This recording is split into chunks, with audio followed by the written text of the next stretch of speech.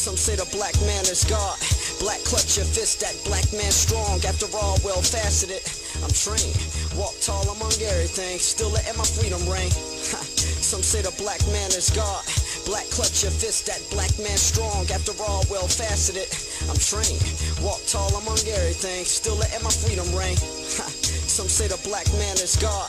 Black clutch your fist, that black man strong. After all, well faceted. I'm trained. Greetings, everyone. My name is Rosimi in the New, and welcome to the Woolman Ty-Seti Studios, where knowledge is born. Today is a very special day. You see who's in front of us. A very special guest by the name of Dr. Umar Abdullah Johnson. What's up, brother? Peace and blessings, brother Rosimi, and thanks for having me. Yes, sir. And today we're gonna embark on a serious project, groundbreaking at the least. The name of this project is called the Ancestral Breakdown of the Master Teachers. And basically what this project, what I'm gonna be doing with this project is I'm gonna be playing some sound bites of, it's gonna be 11 sound bites of the greatest master teachers to grace our presence.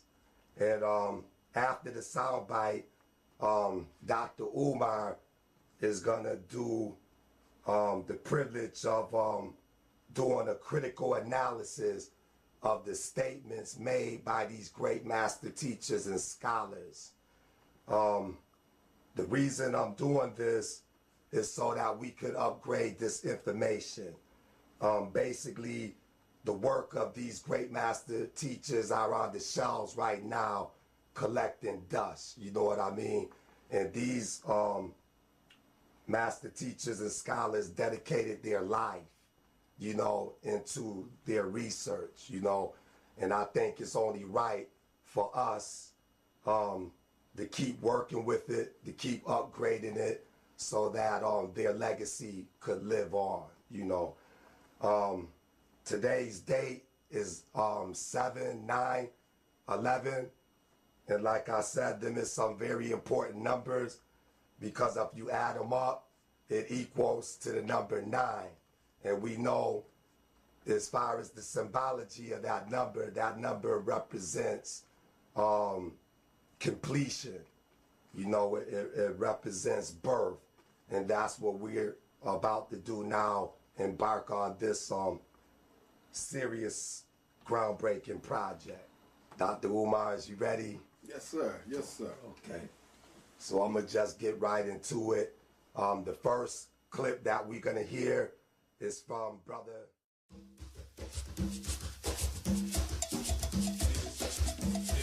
Niggas are scared of revolution. But niggas shouldn't be scared of revolution. Because revolution is nothing but change. And all niggas do is change. Niggas come in for murder and change into pimping clothes.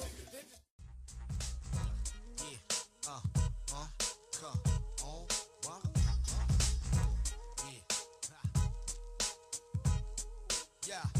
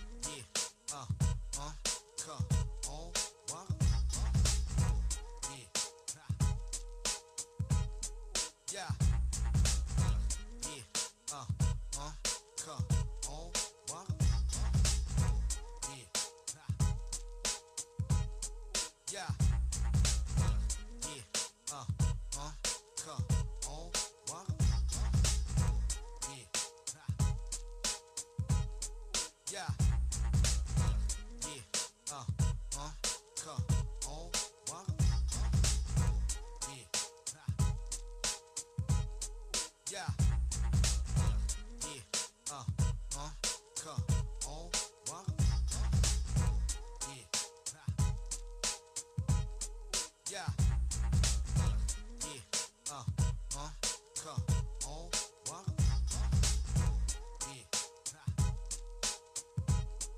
Yeah. Come on, walk. Yeah. Come on, walk. Yeah.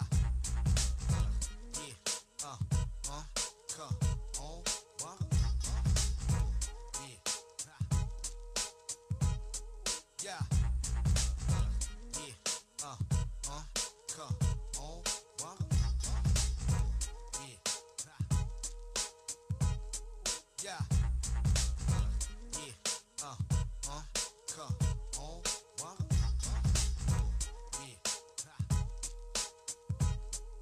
Yeah. Come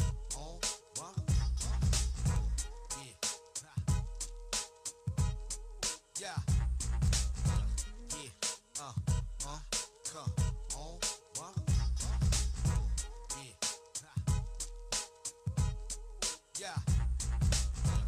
walk. Yeah. Come on, walk. Yeah. Come on, walk. Yeah. Come on, walk.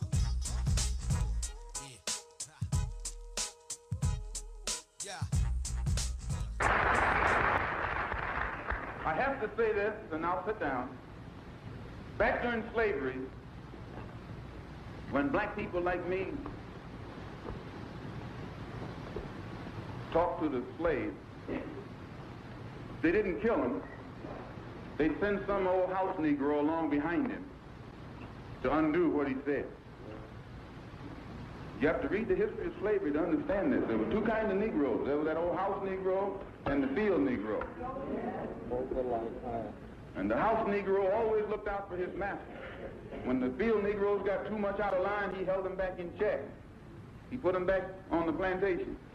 The house Negro could afford to do that because he lived better than the field Negro. He ate better, he dressed better, and he lived in a better house. He lived right up next to his master in the attic or the basement. He ate the same food his master ate and wore his same clothes. And he could talk just like his master. Good diction. And he loved his master more than his master loved himself. That's why he didn't want his master hurt. If the master got sick, he'd say, "What's the matter, boss? We sick?" He was as sick as the master. When the master's house caught a fire, he'd try and put the fire out. He didn't want his master's house burned. He never wanted his master's property threatened. And he was more defensive of it than the master was. That was the house Negro. But then you had some field Negroes who lived in huts, had nothing to lose. They wore the worst kind of clothes. They ate the worst food. And they caught hell. They felt the sting of the lash. They hated their master. Oh, yes, they did. If the master got sick, they prayed that the master died. If the master's house caught a fire, they prayed for a strong wind to come along. This was the difference between the two. And today you still have house Negroes and field Negroes. Yeah.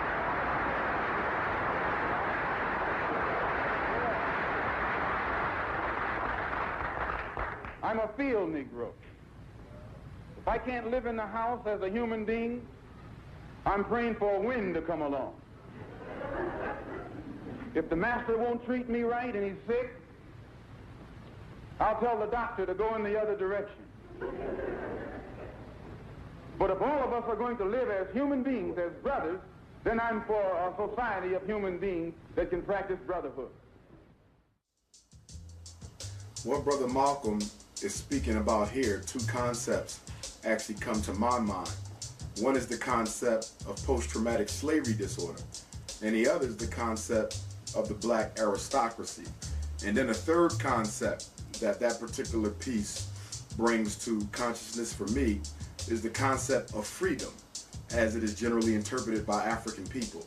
When we first look at post-traumatic slavery disorder, we have to recognize that particular psychological condition or illness or syndrome is the result of the deliberate conditioning by our slave masters to make us work against our own best interests. we have to understand that within nature, whether it's the animal kingdom, the plant kingdom, the human kingdom, or within the cosmos, nothing alive naturally works against its own self-preservation. So if you want a living organism to work against its own self-preservation, then you have to re-engineer the consciousness. In other words, you have to take away the consciousness that was given from the universe and put your own conscious program within their mind so that it will operate in the manner in which you want it to. What the European has successfully been able to do was reprogram the minds of African people so that they self-destruct. When we look at GMO crops that are being made now, many of the white man-made GMO crops that are being used to feed our people, okay, have been engineered so that the GMO crop naturally attacks certain molecules within its own structure so that they cannot survive. Now, of course, this is being done so that the crops can naturally deter certain types of pesticides that can erode them, but they have been engineered to destroy certain aspects of their being.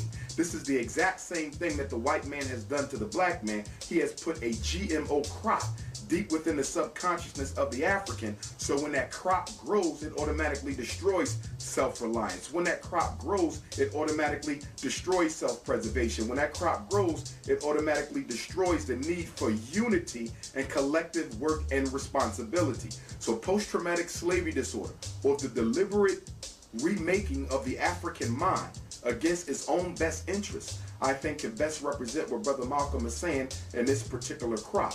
On this particular piece, I always say that you can take the slave out of slavery all you want, but until the slave decides to take the slavery out of himself, he'll never be free. So ultimately, freedom is something that we as a race of people, collectively and individually, have to do for ourselves. It can never be given by an outside entity. When we talk about the black aristocracy, Brother Malcolm talked about the house Negro and the field Negro, and how there were always more Negroes in the field than there were Negroes in the house. And the Negro in the house, just by virtue of his relationship with the slave master, felt that he was somehow different than the Negro in the field. Now, in the real world, is there a difference in the way the European sees the field Negro and the house Negro? Of course there isn't. Just like in the 21st century, there's no difference in the way the European sees a college-educated black man or a black man who received no college. In his eyes, we are all the same, and that is a nigger. But it is our conditioning that leads us to believe that by virtue of being better educated, better employed, by being light-skinned, by coming from a certain particular family or certain particular religious background, that we are somehow better than the African. In psychology, we will call that a hallucination. We are hallucinating. In other words, we think that we see ourselves differently from what we actually are just because of the way we have been selectively treated by the European working in his best interest. Now, when we talk about freedom, and Brother Malcolm is talking about the house Negro and the field Negro, okay? When you talk about freedom versus slavery, we have to recognize that there's two types of freedom in America. There's the freedom that white people have, F-R-E-E-D-O-M. That's the freedom that Europeans have. But then there's the freedom that Africans have, and that's F-R-E-E-D-U-M-B. Freedom and freedom. White people have freedom, the ability to move about unrestricted by the government and to fulfill their right to life, liberty, and pursuit of happiness. Black people have freedom, simply the illusion or the delusion that you have the exact same rights that white people have, but you don't have them. It's simply a state of mind, a falsification of consciousness that we are operating under that actually works more for our enslavement than it does for our freedom. So we look at post-traumatic slavery disorder.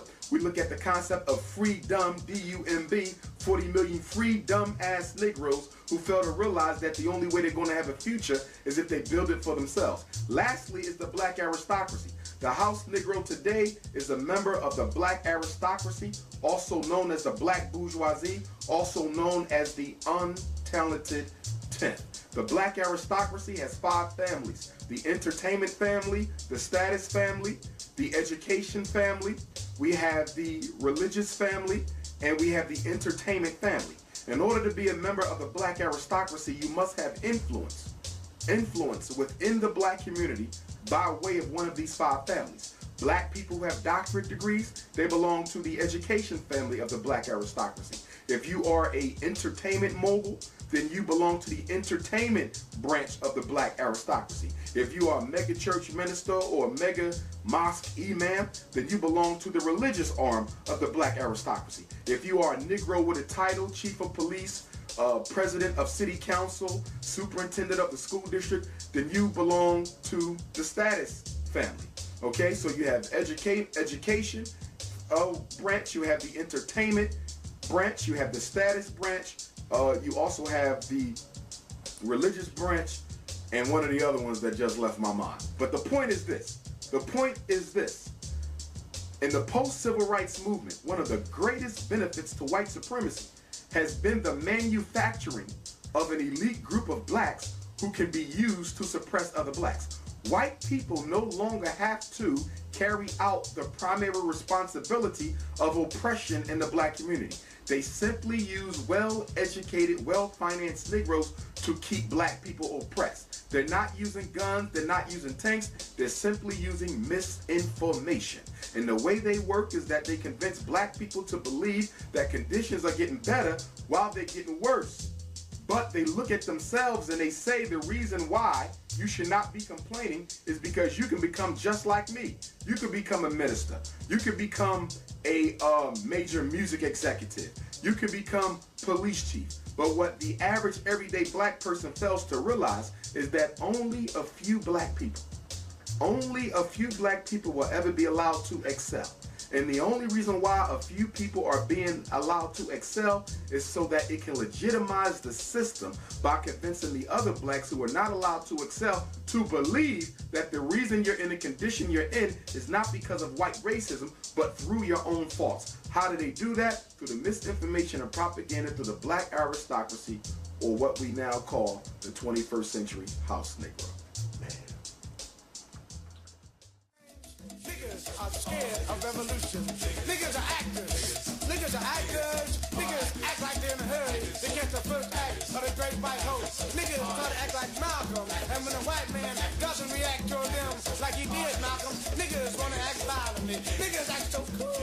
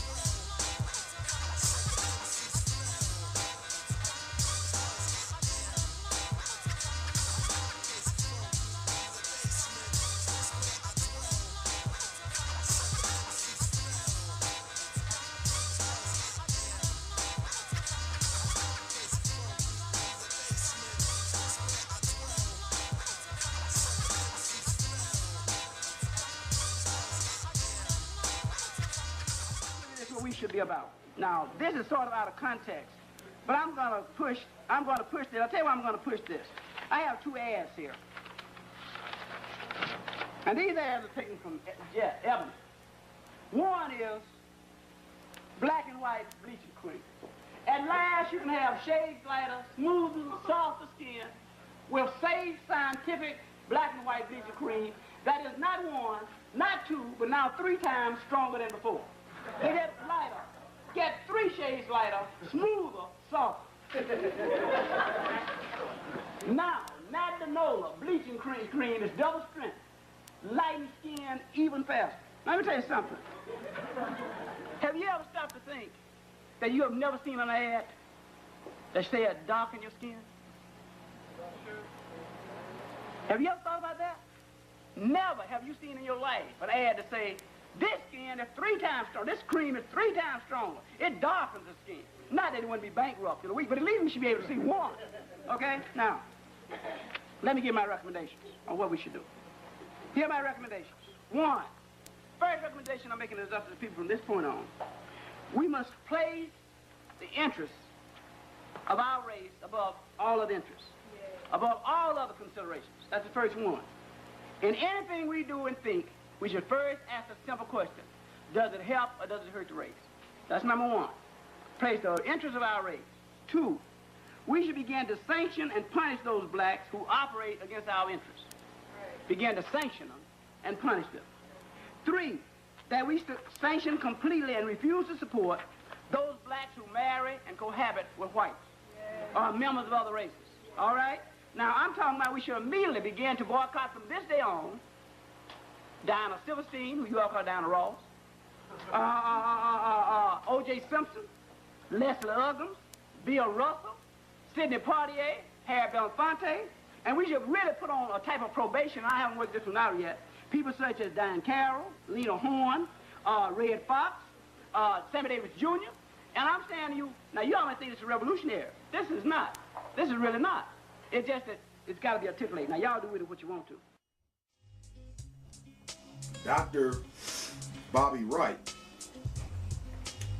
was a member of the Universal Negro Improvement Association and African Communities League in Chicago, Illinois.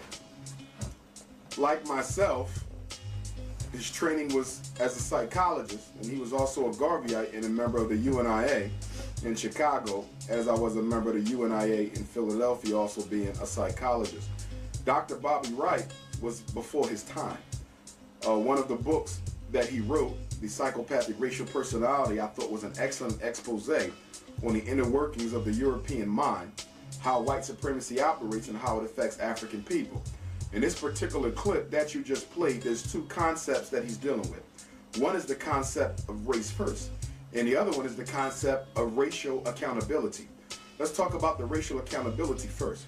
One of the reasons why black people, why we as a race of Africans, have been cursed with having more sellouts and turncoats and agents than any other race is because we are the only race that lacks some sort of internal accountability mechanism that we can use to keep those who are disloyal from being disloyal. If you cannot offer retribution to someone who does harm against the community, by virtue of you not offering the retribution, you automatically influence other Africans to also become turncoats. In psychology, we have a saying: everything you do will either strengthen or not strengthen the likelihood of that behavior occurring again. Everything you do will either strengthen or not strengthen the likelihood of that behavior happening again. So if someone does something against the African community, and if they are not held accountable for that behavior, other Africans watching the fact that they got away with that will also be influenced to participate in the same behavior. So by virtue of not holding other Africans accountable, nobody feels that they have to be accountable. And that's the situation that we're in now when we have black leaders, opportunists, many of them, who can sell out the community, take a 2, 3, 4, 5-year hiatus, come back and still be a leader. They can go participate in the assassination of a black leader, take a hiatus, come back and again be a leader. Why? Because there's no accountability system.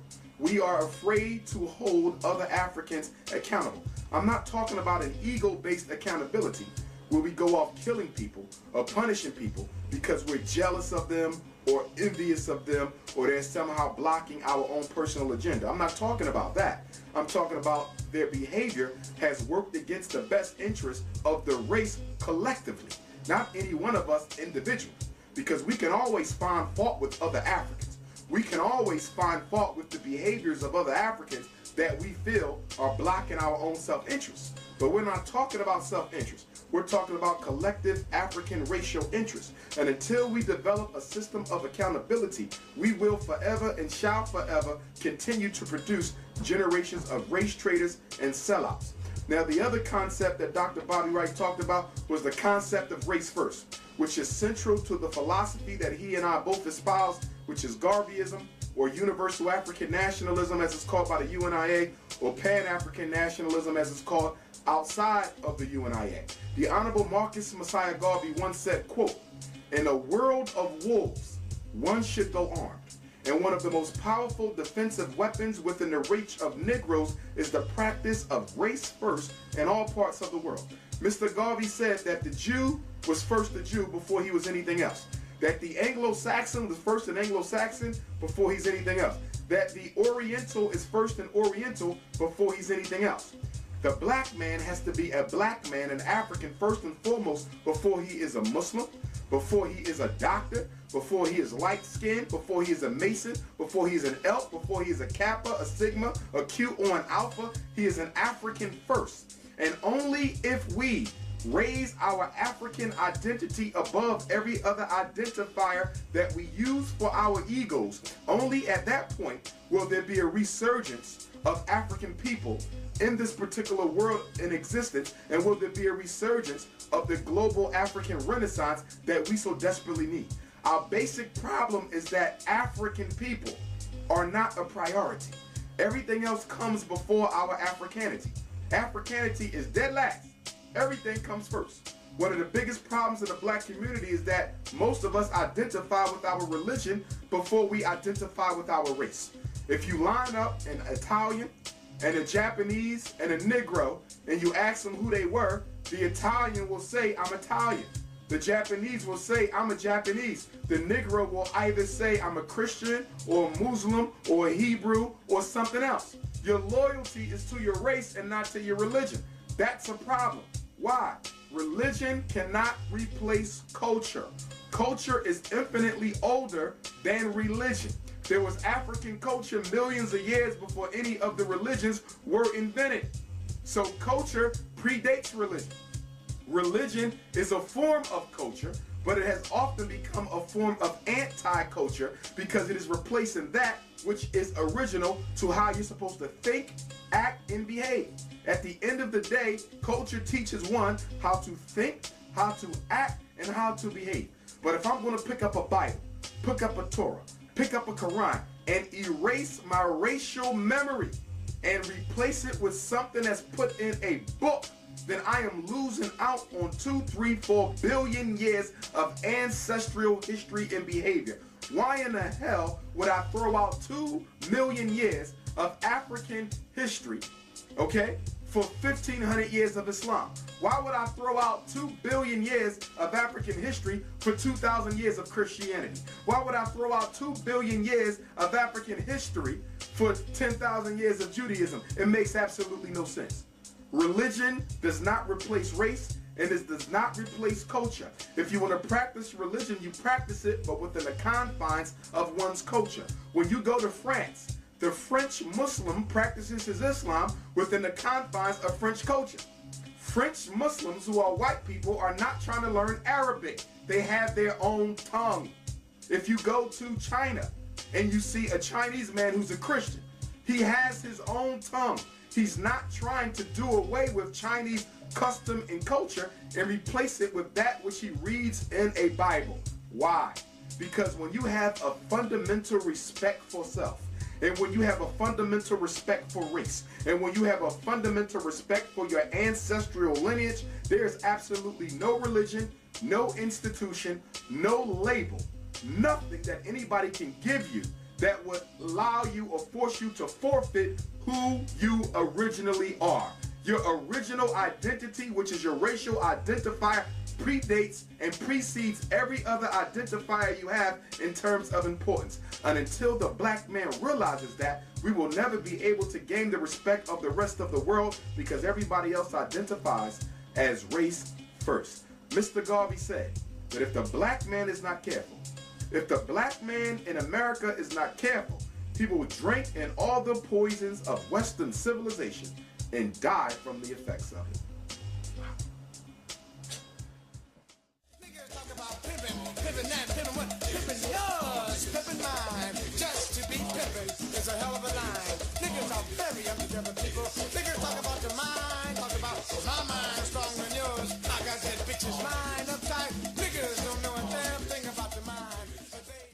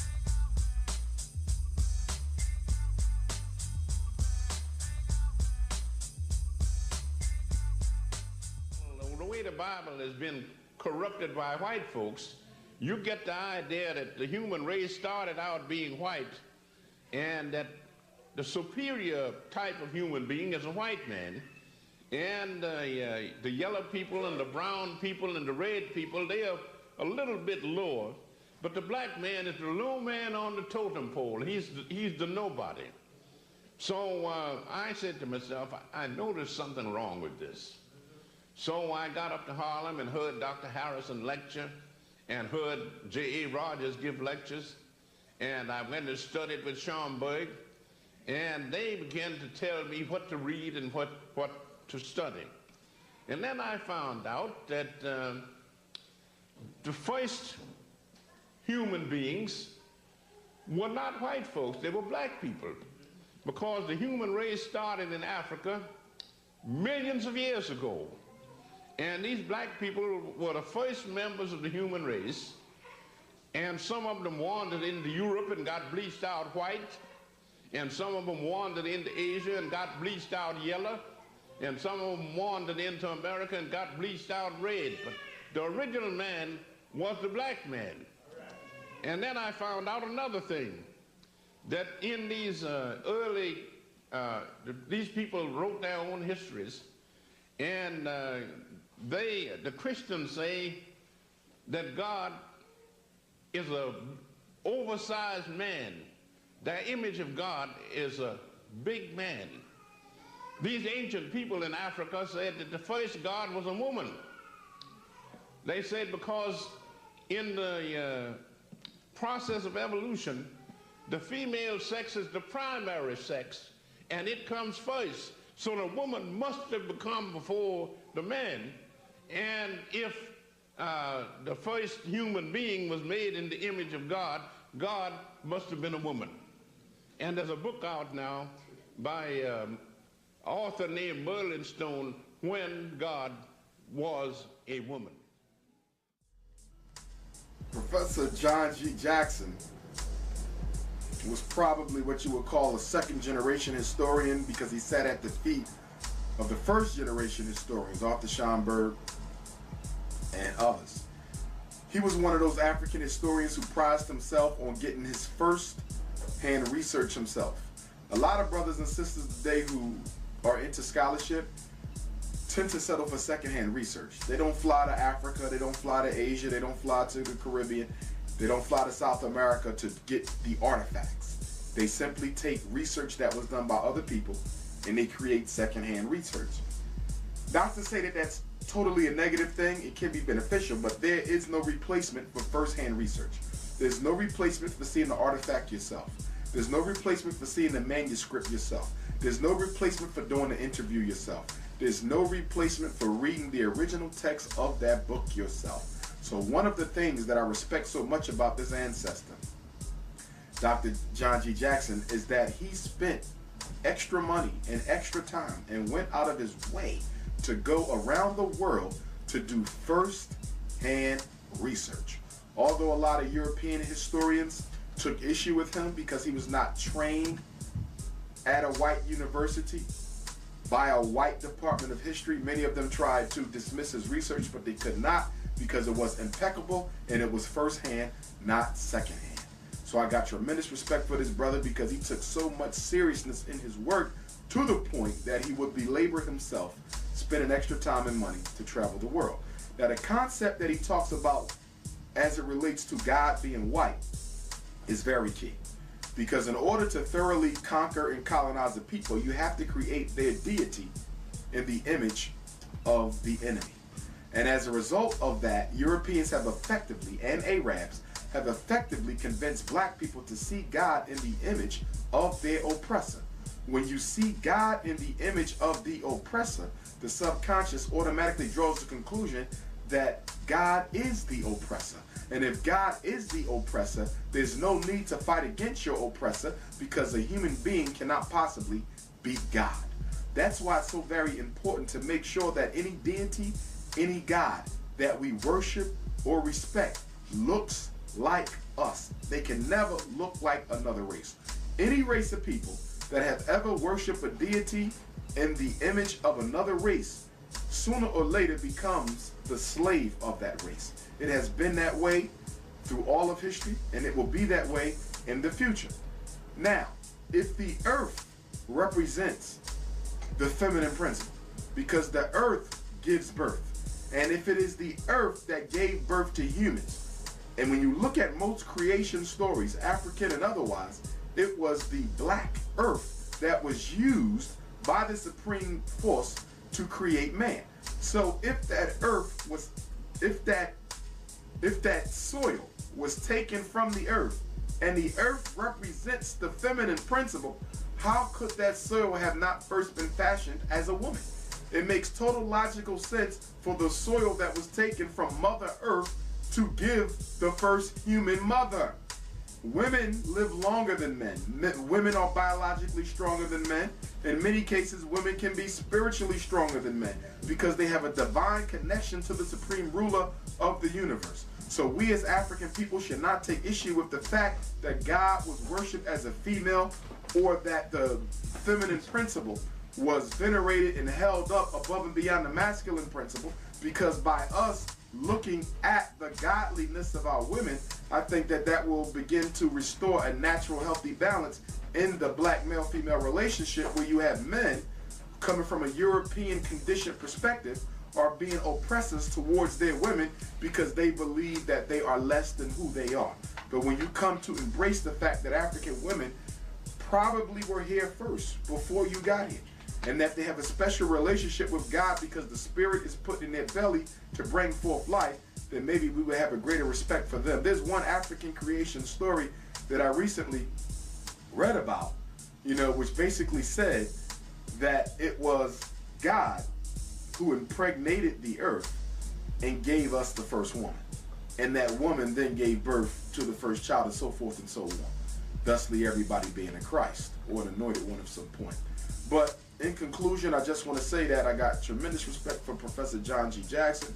It's extremely important that African people exterminate all of the non-African images in the home, be they religious or otherwise, and that we have to do all that we can to restore the feminine principle to our lives, to our culture, and to our homes. But we always hear that a nation can rise no higher than the status of its woman, but a man can rise no higher than the status of his woman as well. They fuck you around. The first thing they say when they're mad is, fuck it, you play a little too much with them. They say, fuck you. When it's time to TCB, niggas are somewhere fucking, try to be nice to them. They fuck over you. Niggas don't realize while they're doing all this fucking, they're getting fucked around. And when they do realize, it's too late. So niggas just get fucked up. Niggas.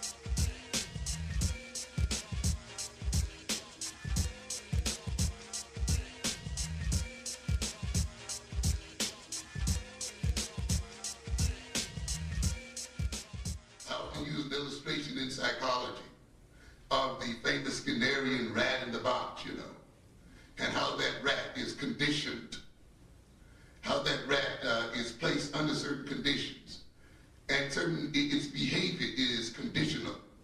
Well, if you do this, then you'll get food. If you do that, we'll give you a big shock. If you do the other thing, we'll give you water.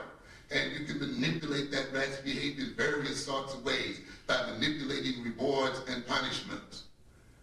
And I know many of you have learned that segment very, very well. And you know, you can get deep into various ratios and schedules, you know, the ratio schedules and interval schedules of rewards and punishment, partial reinforcement, continuous reinforcement, and you can just go on and on and on with it.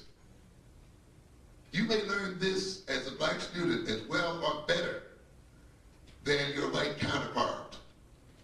Get an A in the course. But you've been miseducated if that's as far as you've gone with it.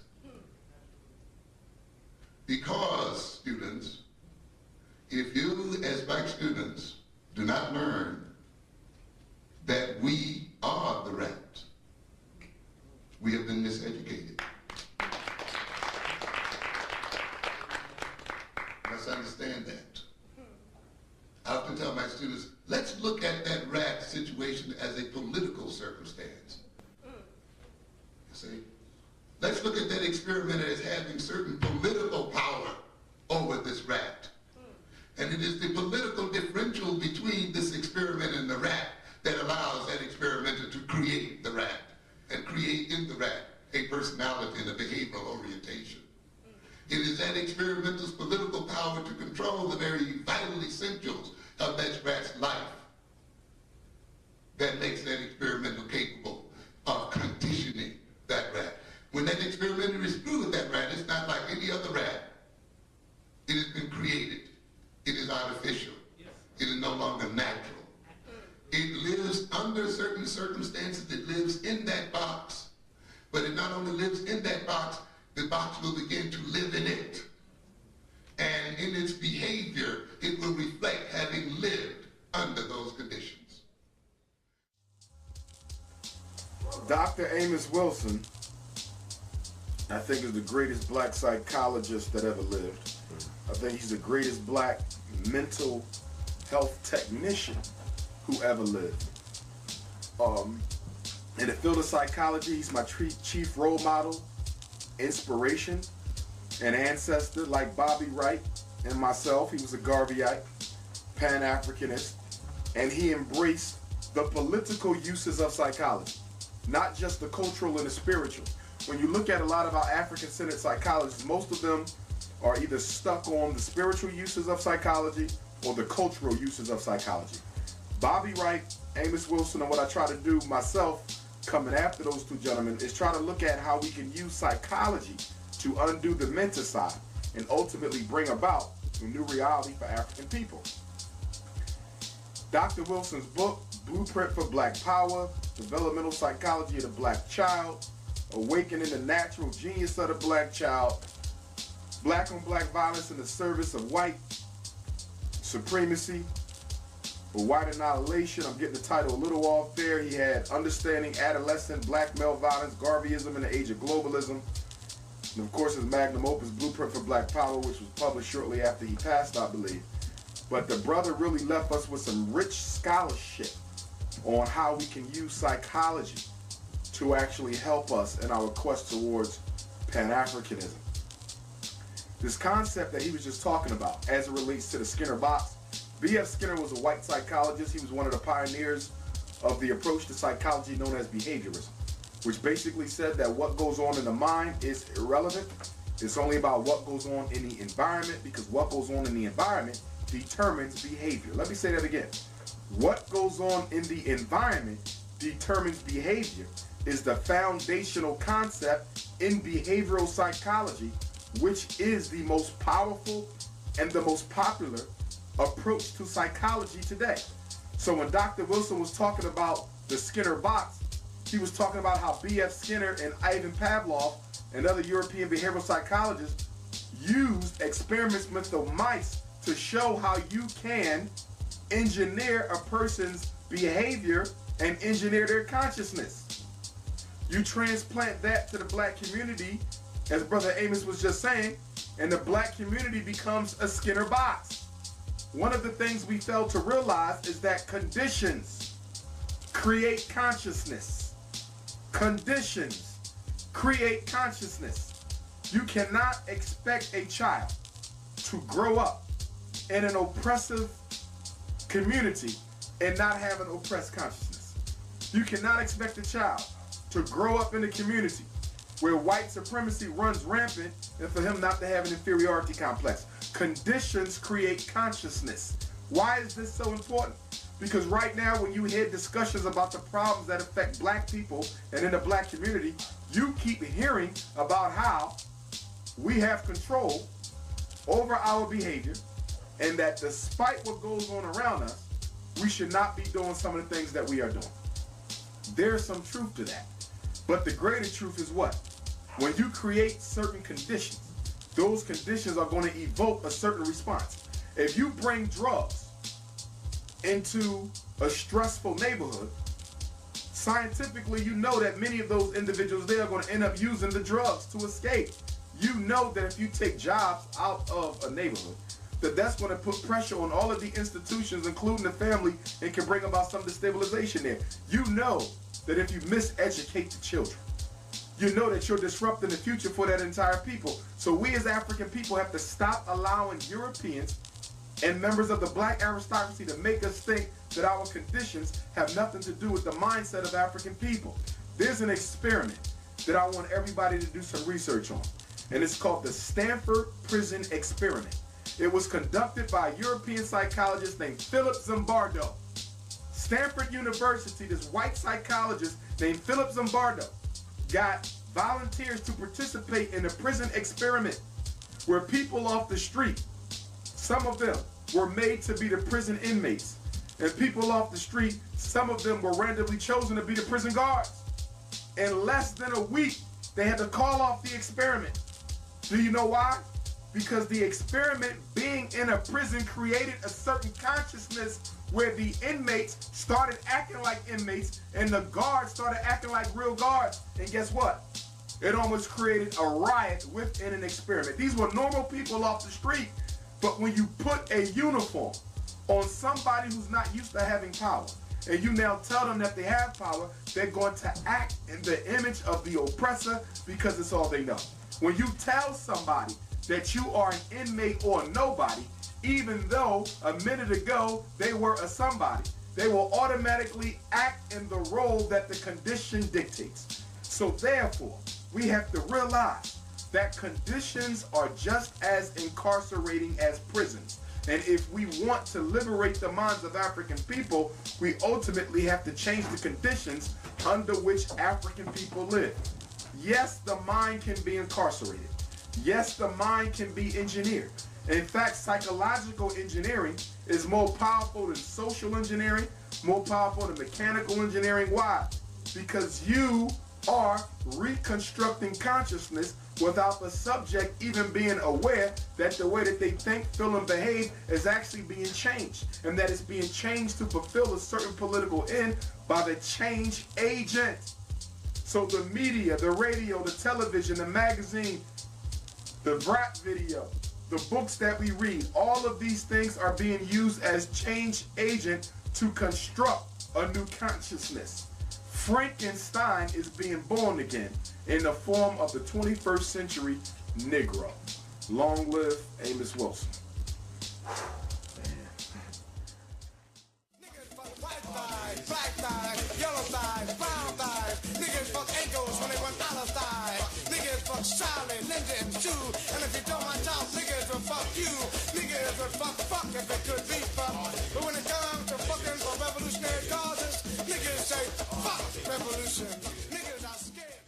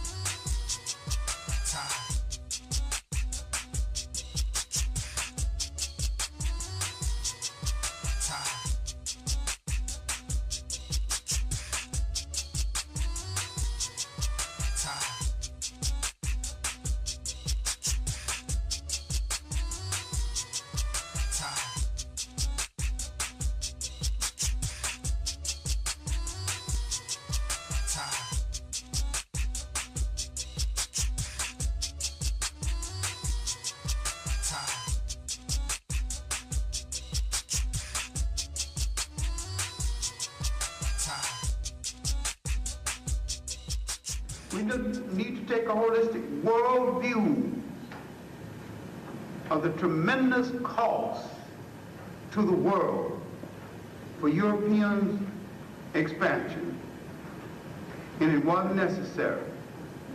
I maintain that had Europe entered a genuine partnership with the people of the world, slavery wouldn't have been necessary, racism wouldn't have been necessary.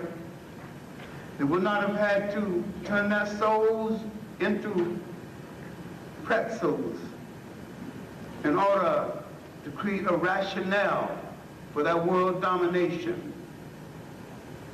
The domination of the world by any one people is rather stupid. And any one people who think they must dominate the world must be terribly insecure. It was not your bravery that brought this about, it is its fear. It's lack of bravery. Not the man who looks at my things lack of it. Then what will we do in the world of tomorrow, considering there's 1 billion of us on the face of the earth? We have to start producing instead of consuming everything. We must reclaim the continent of Africa, all 12 million square miles of it. That's right. We must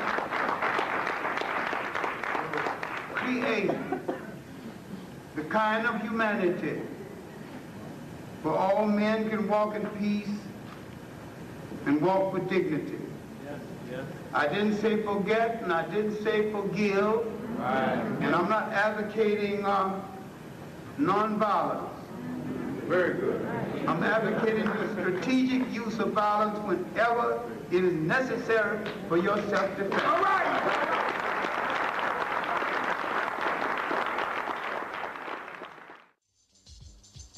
Dr. John Henry Clarke, much like with Amos Wilson, is one of those great Pan-African nationalists that it is difficult to pay accurate respect to through the use of the European language, because there's really no words that can accurately describe any of those brothers or any of the brothers we're talking about today.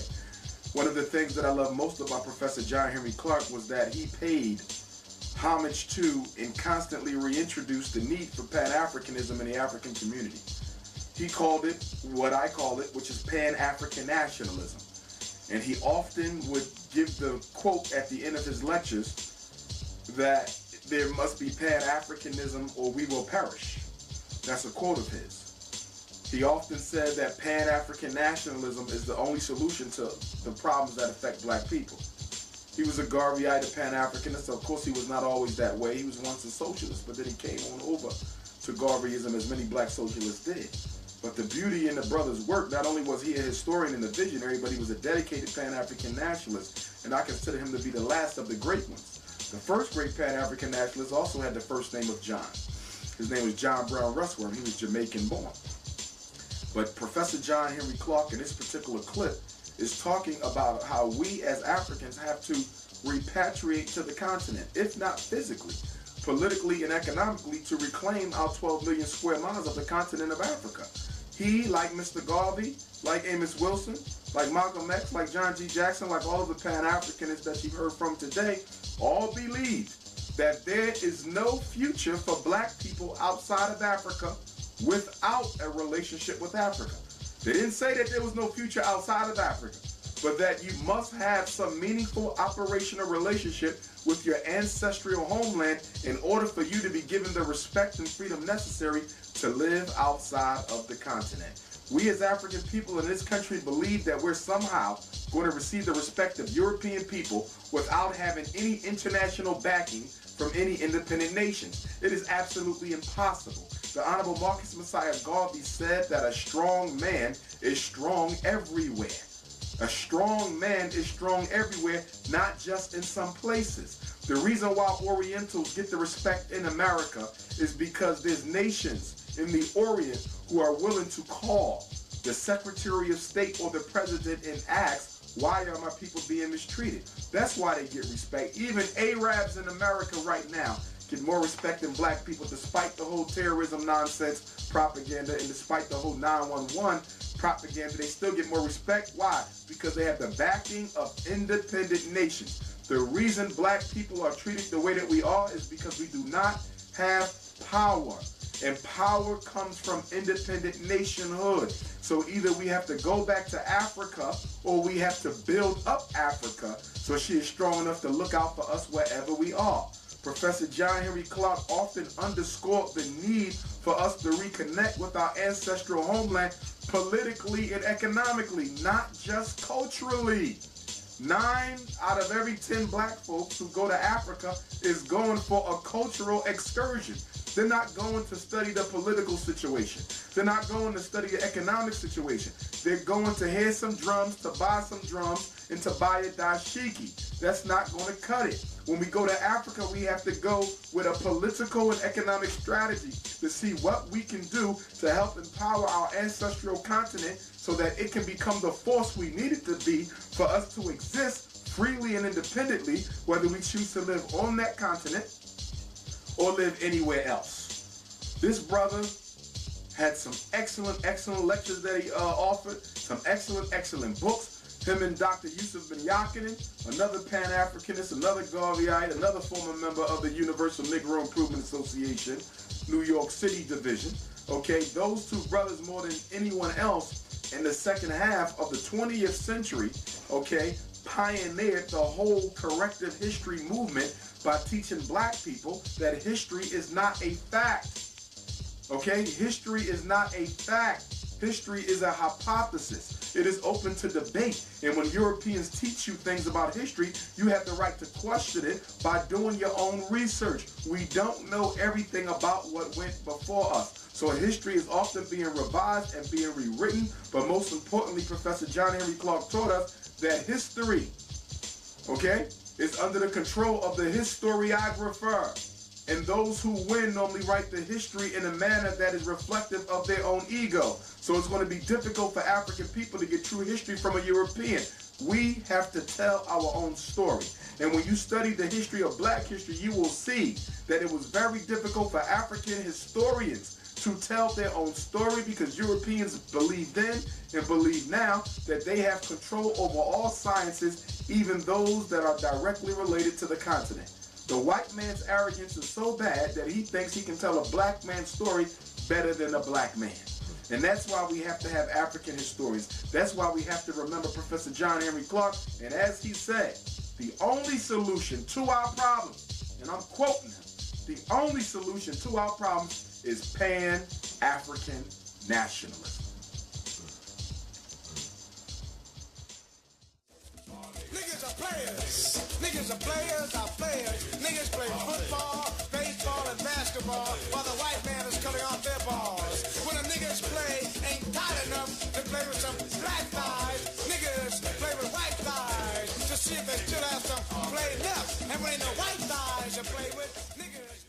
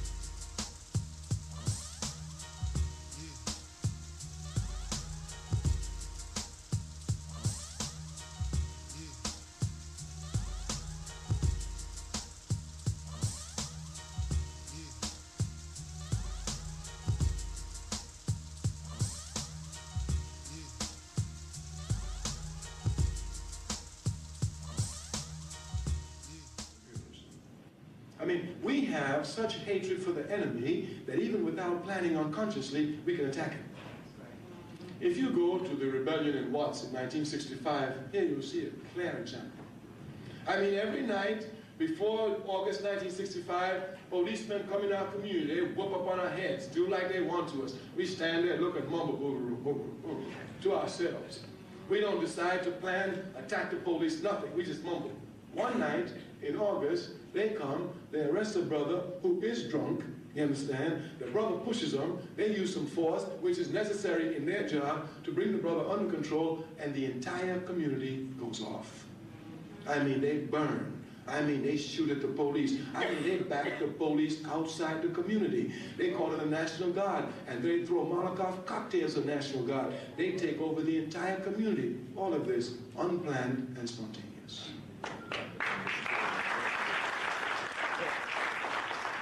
Do you know what will happen when these Africans plan it? It's over. The point then must be clear. We are saying, first of all, that in Pan-Africanism we have to struggle. And since we're struggling unconsciously, it behooves us to struggle consciously, to plan our struggle. Certainly no one in America can deny this. The statement is clear.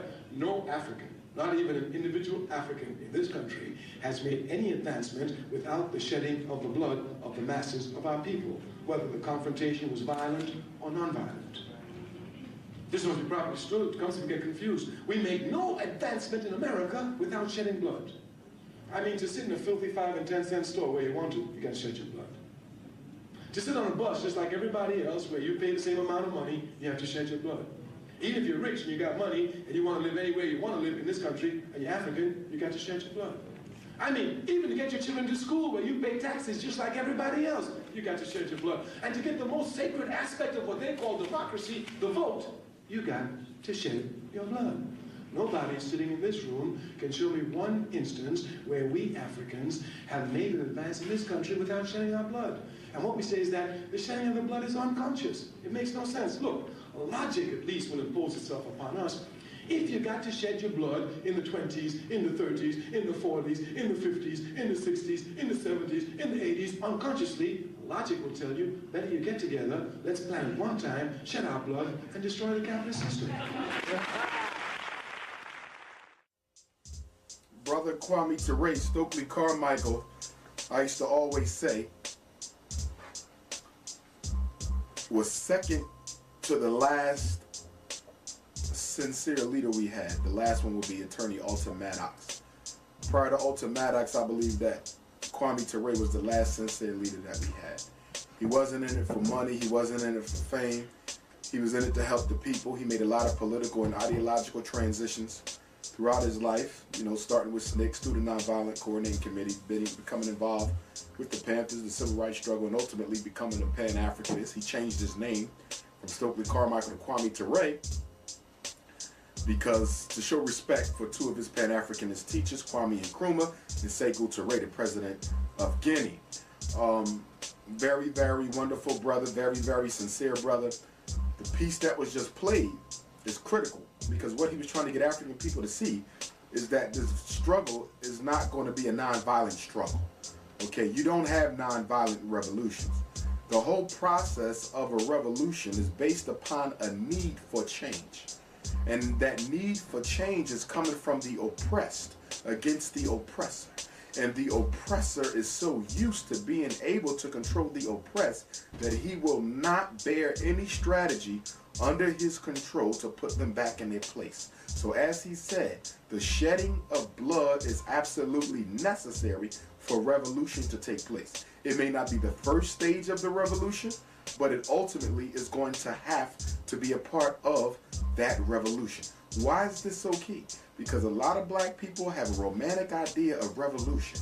They think that somehow they can convince their oppressors to become their friends. They think that they can pray out of their condition, they can march out of their condition, they can vote out of their condition, they can negotiate their way out of their condition.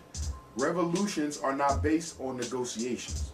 Revolutions are based on powers of struggle, struggles of power, point blank period. One group is trying to force the other group to do what it doesn't want to do. The oppressed are trying to force the oppressor to do what the oppressor doesn't want to do. The oppressor is trying to force the oppressed to do what the oppressed don't want to do. So it always resorts to violence.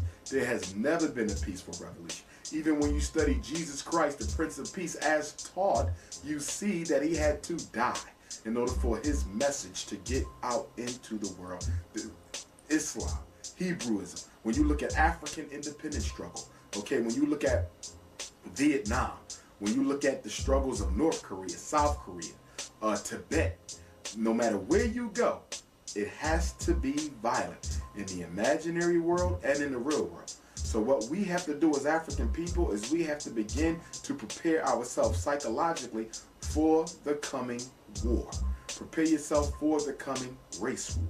Okay, it may not be on this continent, it may take place elsewhere, but some of us are going to have to die for others to live. The problem is a lot of African people are not willing to sacrifice their lives so that their children can have a better one. Many of us are selfish, and we do not want to get involved in any type of a struggle that we directly do not benefit from. It is the essential selfishness of the Negro. Build schools for what? I've been graduated. Okay? Open factories for what? I already got a job. Provide these young brothers with father figures for what? I didn't have my dad and I made it. We do not want to get involved in anything that requires us to sacrifice for the next generation unless we get something out of it. Unless we are sacrificing for another race. When black people get involved in white people's struggles, we're willing to give up something. When we get involved in Hispanics people's struggles and Oriental people's struggles, we're willing to give up something. Look what's going on with Libya right now. Black people sending money, they sending clothes, they sending support to Libya. But we need money and clothes in the black community. Why you ain't sending it next door? Why you ain't sending it down the street? We're willing to help anybody else but ourselves because we absolutely cannot stand ourselves. Black people hate being black more than they hate anything else. And the last thing you can get somebody to do is to try to defend that which they hate. How in the hell are you going to get me to get involved in a black revolution when I wish I wasn't black? How are you going to get me to properly care for my black child when I wish my child was not so dark? It is the essential hatred of blackness itself. The essential hatred of blackness itself that has us in a predicament that we are in. Stokely Carmichael was trying to get us to see the reality of revolution. He wanted us to see it for what it is. People die in revolutions. People go to jail in revolutions. People have people they love murdered, castrated, sent to prison. And I think in the black conscious community, we romanticize revolution too much. Nobody willingly participates in a revolution. They do it because it's necessary. If you read some of the interviews that was had by brothers and sisters who participated in the revolutions of the African independence, whether it was the Mau Mau, Ghana, the Congo, South Africa, if they could have, they would have used another way to get freedom. The problem was what? The only way is through bloodshed. They did what they had to do to get to where they wanted to be, which was freedom. But guess what? Freedom leaves trauma. Freedom leaves scars. Freedom leaves battle marks. After freedom, you might be missing a leg or arm on a loved one. So we don't want to romanticize freedom. We don't want to romanticize revolution. Okay? It's bloody, it's gory, it's disgusting, it's psychologically traumatizing. But guess what? It's the only way to independence. And so we're going to go willingly into that fight because we know it's the only way to get to where we need to be. But we don't do it not expecting to come out alive. We don't do it not expecting to come out without scars. We know some of us won't make it. We know a lot of us will have scars. But guess what? Our children are worth it. And so we do it anyway. Mr. Garvey said that the work that we do is not for us. We do what we do for generations yet unborn. The best sacrifice you can make is to give your life so that your children can live in freedom. Man. Niggas tell you they're ready to be liberated, but when you say, let's go take our liberation, niggas reply, I was just playing. Niggas are playing with revolution and losing. Niggas are scared of revolution. Niggas do a lot of shooting. Niggas do a lot of shooting. Niggas shoot off at the mouth. Niggas shoot blue. Niggas shoot craps. Niggas cut them out.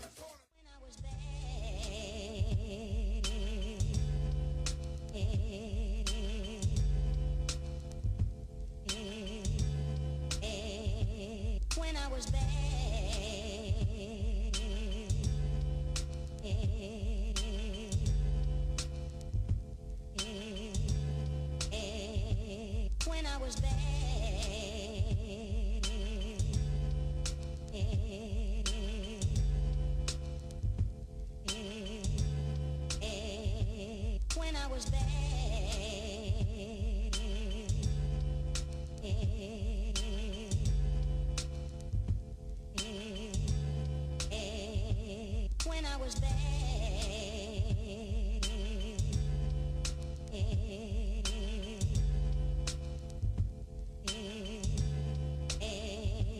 when I was bad,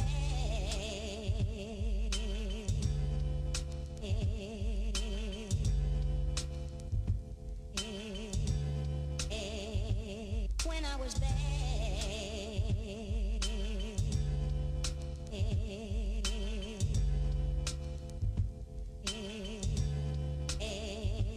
When I was bad,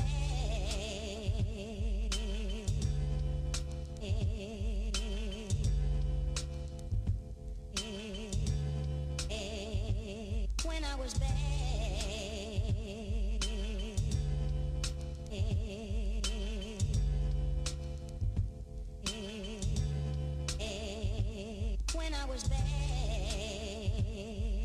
bad. When I was bad,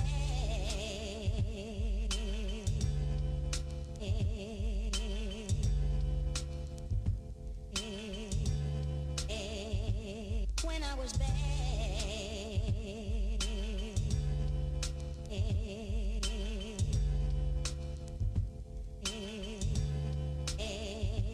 when I was bad.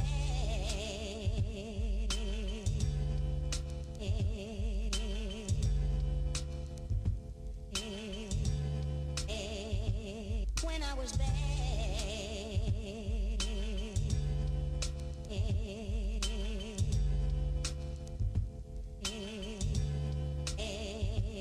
When I was bad,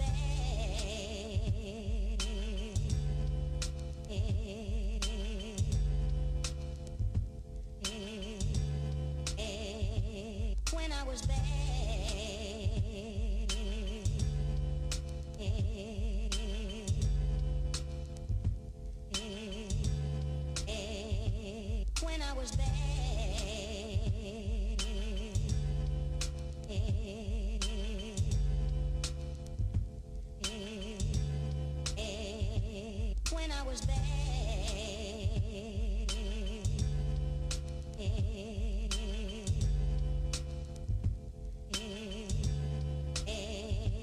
when I was bad.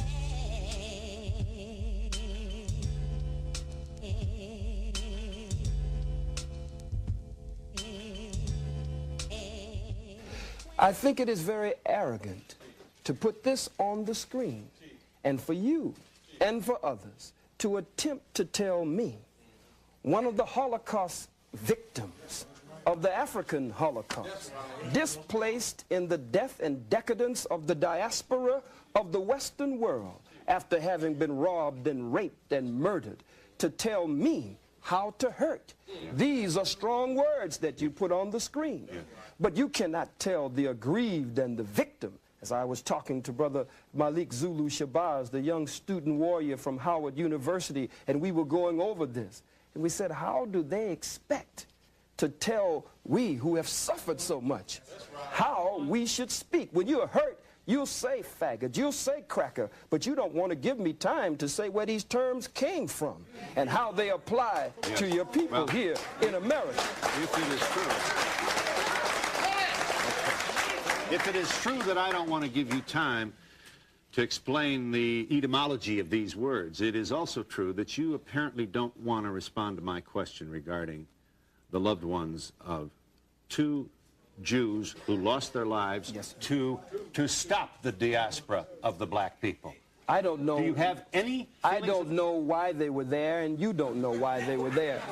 But really? I must say this. So you're wondering whether they were there for your people? I'm not wondering at all about them.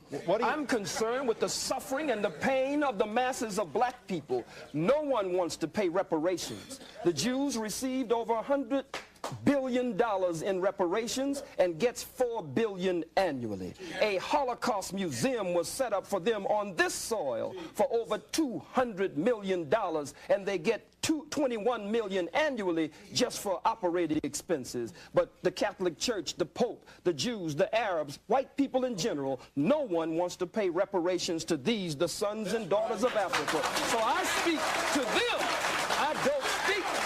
I speak to them. I don't speak to the family of those two Jews. There are too many of us for me to speak to them. Dr. Khalid Abdul Muhammad, other than the Honorable Marcus Messiah Garvey, is the only significant dark-skinned African leader we have had after slavery. Nearly every leader that we have today or yesterday since the end of slavery has been able to pass the brown paper bag test. Think of all the black leaders you see, nationalists, integrationists, or opportunists. They all can pass the brown paper bag test. The only two who cannot is the Honorable Marcus Messiah Garvey and Dr. Khalid Abdul Muhammad. And the two of them, to me, I think embody the concept of being unapologetically African. To be unapologetically African. When you look at the posture of African people, you will see that many of us are apologetically African. We try to get white people to accept us. We try to get white people to not be too hard on us for being black. We try to evoke compassion from our enemies because we believe that our skin color is to be a curse. But in Mr. Garvey and in Dr. Khalid, you see two dark-skinned, bold black brothers who were unapologetically African, who basically told the world that this is who I am, this is who I'm going to be, this is who I want to be, and if I had a chance to be something else, I would stay who I am. One of the things that you picked up on that interview of Dr. Khalid with Phil Donahue is that Phil Donahue was using a subliminal psychological strategy and technique to try to get Dr. Khalid Abdul Muhammad to submit to white power. When he brought up the two Jews who were murdered in the Mississippi burning situation, when they went down there trying to register voters and they were murdered, and there was a black man who was murdered as well, notice that Phil Donahue did not mention the black boy. He only mentioned the two Jews. He said nothing about the black boy who was murdered with the two Jews, showing his racism and lack of compassion for the brother who died, but he would talk about the two Jews who also died, neglecting the brother. Dr. Khalid skillfully deflected Phil Donahue's attempt to try to get him to submit to white power by doing what? Showing compassion and appreciation for the struggles that those two Europeans participated in on behalf of black people. Why didn't Khalid submit? Many people would say he was kind of callous. He should have showed some respect for the loss of those lives. The reason why he showed no respect for the loss of those lives is because Phil Donahue didn't show any respect for the loss of the African life that was taken with the two Jews. Furthermore, we got to recognize that within psychological warfare, when you're trying to get someone to submit to your authority, using a play of words and sympathy and empathy, you can sometimes get African people to bow down to white folks by showing that we hurt for your pain. But Dr. Khalid refused to hurt for their pain because they have never hurt for our pain. So I respect what Dr. Khalid did there, because had he yielded to Phil Donahue's request to submit to any type of compassion and empathy on behalf of those two Jews who died, then he would have disgraced himself, because in essence what he would have been saying is that I can show compassion for these two whites, but I can't show compassion for the black who died with him, or for the millions of black people who have been dying since the beginning of time trying to fight against white supremacy. We don't have an ounce of emotion, an ounce of empathy, an ounce of compassion. We don't have an ounce of money, an ounce of sweat for anybody outside the race. Our total focus must be on us. We're not against anybody else, but we are for ourselves. Yes, it's wrong what's going on in Afghanistan. Yes, it's wrong what's going on in Libya. Yes, it's wrong what's going on in Iraq. We understand that, but guess what? We are Africans. And because we are Africans, we don't have time to cry tears for nobody else. We have to cry them for themselves. Furthermore, Another reason why Dr. Khaled resisted Phil Donahue's attempt to try to get him to submit to white power through a use of empathy and compassion is the fact that black people got a bad habit of feeling sorry for people who have never felt sorry for us. The Afghanis have never felt sorry for us. The Libyans have never felt sorry for us. The Iraqis have never felt sorry for us. The Jews have never felt sorry for us. In fact, there's Holocaust museums all across the world showing what the Germans did to the Jews. I can respect that. They should advertise the way that they were treated. It was absolutely unacceptable. But guess what? There was a population of 50,000 Africans who lived in Germany at the time of the Third Reich and Adolf Hitler's rule, who also were killed, who also were gassed, who also were experimented on. You don't see them in no Jewish Holocaust museum. Why is it that the white Jews keep black Germans out of the Holocaust museum? We struggled and suffered right with them. In fact, it was black soldiers who liberated Jews during World War II from the worst internment camps in Germany. In fact, the Jews have a celebration every year to acknowledge the black soldiers who freed them from their internment camps. Why don't we see them in the Holocaust Museum? Why? Because even in their suffering, white people are still racist enough not to pay respect to black people who suffered with them. Much respect to Dr. Khalid Abdul Muhammad. May whomever be responsible for the death of Khalid Muhammad meet with their own death also. He was definitely a giant amongst us, and other than Marcus Garvey, the only dark-skinned, significant black leader in modern history.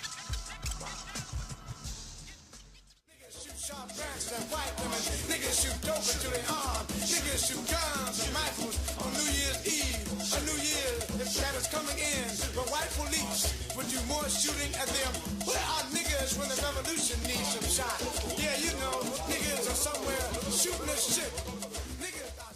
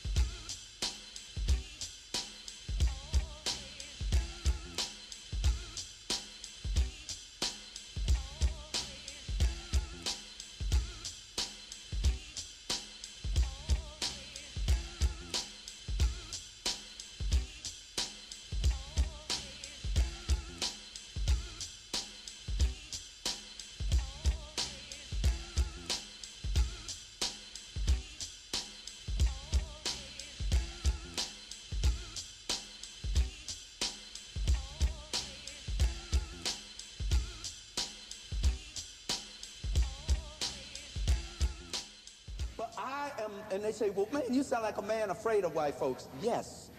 Not afraid of them as one man towards another, but I cannot trust this cat. His history says I cannot trust him. The moment I let go and trust him, he does me in. That's what I'm afraid of. What I'm afraid of is not him, it's not the ability to be myself, because I got to stay on guard all the time. Black people by nature are happy people. We're happy people. We like to live life happy, enjoy life. With this cat, you got to always be on guard. You can't even sit down and watch a television program with your children because he has done something in there to attack you psychologically, so you have to point that out.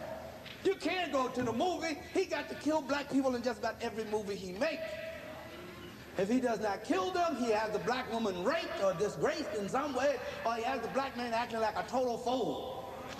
That's because psychologically, he needs to think this way about us in order to keep himself going.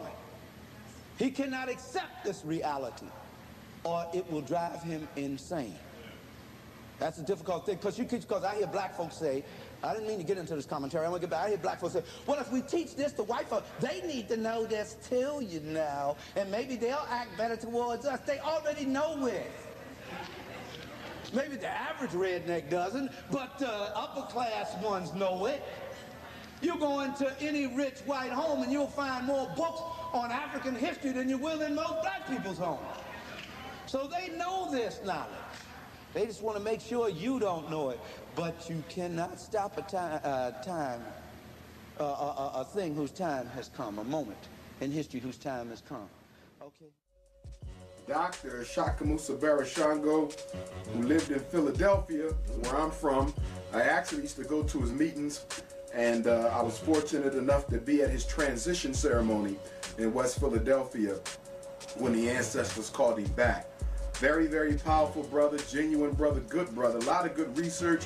I respect Dr. Shakamusa because he looked to fill gaps, not just regurgitate what was already there. One of the crises that we have in the black intellectual community is that they keep on digging deeper into mines that were already dug as opposed to digging new mines. He went into religion and he looked at how the holidays were being used as part of the psychological warfare campaign against African people. When you look at the Shakamusa Barashango's work, you'll see that he didn't try to just repeat what Dr. Ben did. He didn't try to just repeat what Dr. Clark did, John G. Jackson. He said, how can I add to the scholarship? And so he looked for gaps in the scholarship and he sought to fill them. One thing that's key about the man's message is that you cannot worship a holiday. You cannot practice a holiday in any culture and not be enslaved to that culture. Very important that we understand that. Whoever holidays you practice, you are a slave to that culture. There is no such thing as being a free person practicing the holidays of a foreign culture. You can't find it. You will never see Jews celebrating Kwanzaa. Okay? You will never see Anglo-Saxons celebrating the holidays of Chinese people. You will never see Chinese people celebrating the holidays of Mexicans because holidays are sacred. They have a spiritual and a cultural base at the same time, and you never practice holidays that are foreign to you unless you are a slave of that foreign culture. Now, one of the things that Dr. Barashango spoke about in this clip, he talked about how it's impossible for black people to have peace of mind in the presence of white people. That's a psychological analysis that he made, although he's a historian. But it's key for a lot of reasons. When people ask me what's the #1 mental health issue facing black people, it's white racism. Because from white racism, we get every other problem we have. Every problem in the black community is an outgrowth of white racism, i.e. the presence of white people in the lives of black people. White folks absolutely mean black folks no good. So when you are forced to be around somebody who you know does not like you, that automatically sends your guard up. That sends up your anxiety. And when your anxiety goes up, your body goes into a state of shock and it starts secreting all types of dangerous chemicals, adrenaline, cortisol in your system, and it reduces life, causes cancer, high blood pressure, and a whole bunch of other ailments. Why is hypertension one of the biggest killers in the black community? Hypertension is the physical manifestation of stress. Where is the stress coming from? The stress is coming from white racism disguised as joblessness. White racism disguised as miseducation. White racism disguised as poor health care. White racism disguised as a lack of municipal services in the black community. It takes on many forms, but it all has what? The same cause, white racism. Dr. Barashango talks about how we as African people have to distance ourselves from Europeans so that we can be ourselves. If you notice, every race in America finds time to be by themselves so they can be themselves. Everybody does it. Japanese Americans find time to be by themselves so they can be themselves. Indian Americans find times to be by themselves so they can be themselves. The only people who never even think about taking time out from the white world to be by themselves, to be themselves, is African people. And as a result of that, we suffer more psychopathology than anybody else. Why? Because there's nothing natural about trying to be somebody you're not just to please somebody you don't care about. There's nothing natural about trying to be somebody you're not to please somebody you don't care about. Black people have a natural schizophrenic mindset. We're half black and half white, half Negro and half Caucasian. The only time we're allowed to be black is when we at home, when we hanging with our buddies, when we at the family reunion, when we're at a black event. But if you look at it, there's 24 hours in a day, and at least 16 of those hours we have to act white. We have to put on a Negro mask. That is not healthy. It's not healthy for the conscious or the unconscious, and it definitely ain't healthy for your emotional state. But this is what we have to do. White racism is our sickness. And whenever you have a antigen in your presence, what do you do with the antigen? If there's flu virus around, you want to get away from the flu virus. So guess what? If white supremacy is around, you want to get away from white supremacy. We actually have a false belief that we can somehow coexist with white supremacy and be successful. Yes, when you look at the average black organization, the average black ideology, there's a fundamental belief that we can achieve in the land of our enemy. The only people who don't believe that is Pan-Africans, Pan-African nationalists. Everybody else think that we can achieve in the land of our enemy. And I'm here to say, as a Garveyite, as someone who wants to underscore everyone who you heard today, all of whom were Pan-Africanists, except that none of them, all of them were Pan-Africanists, that you cannot achieve in the land of your enemy. I don't care if the United States give you 3 states, 5 states, or 20 states. They will automatically engineer those states to fail because you are still what? A colony within the geographical territory controlled by white supremacy. So the only solution for African people is to do what? Build up Africa or go to Africa. One or the other. But trying to be a successful Negro in a land of Europeans is not going to work. Last thing I want to say, as it relates to Dr. Shaka Musa Barashango, one of the things I respect about him, and he was strategic, was that he took his history and knowledge of African culture, infused it with the religious systems of the day in order to reach his people. He took African culture and created the Temple of the Black Messiah in Philadelphia. He said, well, you know what? I can't come at them with the pure truth of the African reality. So what I'm going to do is take the principles of African spirituality and put it within a religious form that they can swallow and slowly pull them from where they are to where they need to be. And so through the Temple of the Black Messiah, which is still in existence today, headed by followers of Reverend Dr. Shaka Musa Barashango, they have been able to get a lot of African people to turn back to African spirituality. Okay? They used Christianity as a vehicle, but all that Christianity was a disguise for the African spirituality that he needed to feed the people. So what they thought they saw was not really what they were being fed, but it had the same effect, which was to turn them back to look towards the African spirituality that our ancestors once practiced.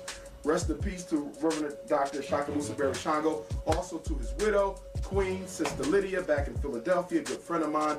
Love you much. Whew. Niggas are lovers, niggas are lovers, are lovers. Niggas love to see Clark Gable make love to Marilyn Monroe. Niggas love to see Taj and fuck on the native. Niggas love to hear Lone Ranger yell, high home silver. Niggas love commercials.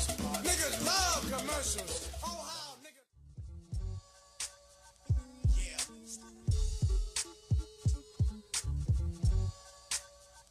Yeah.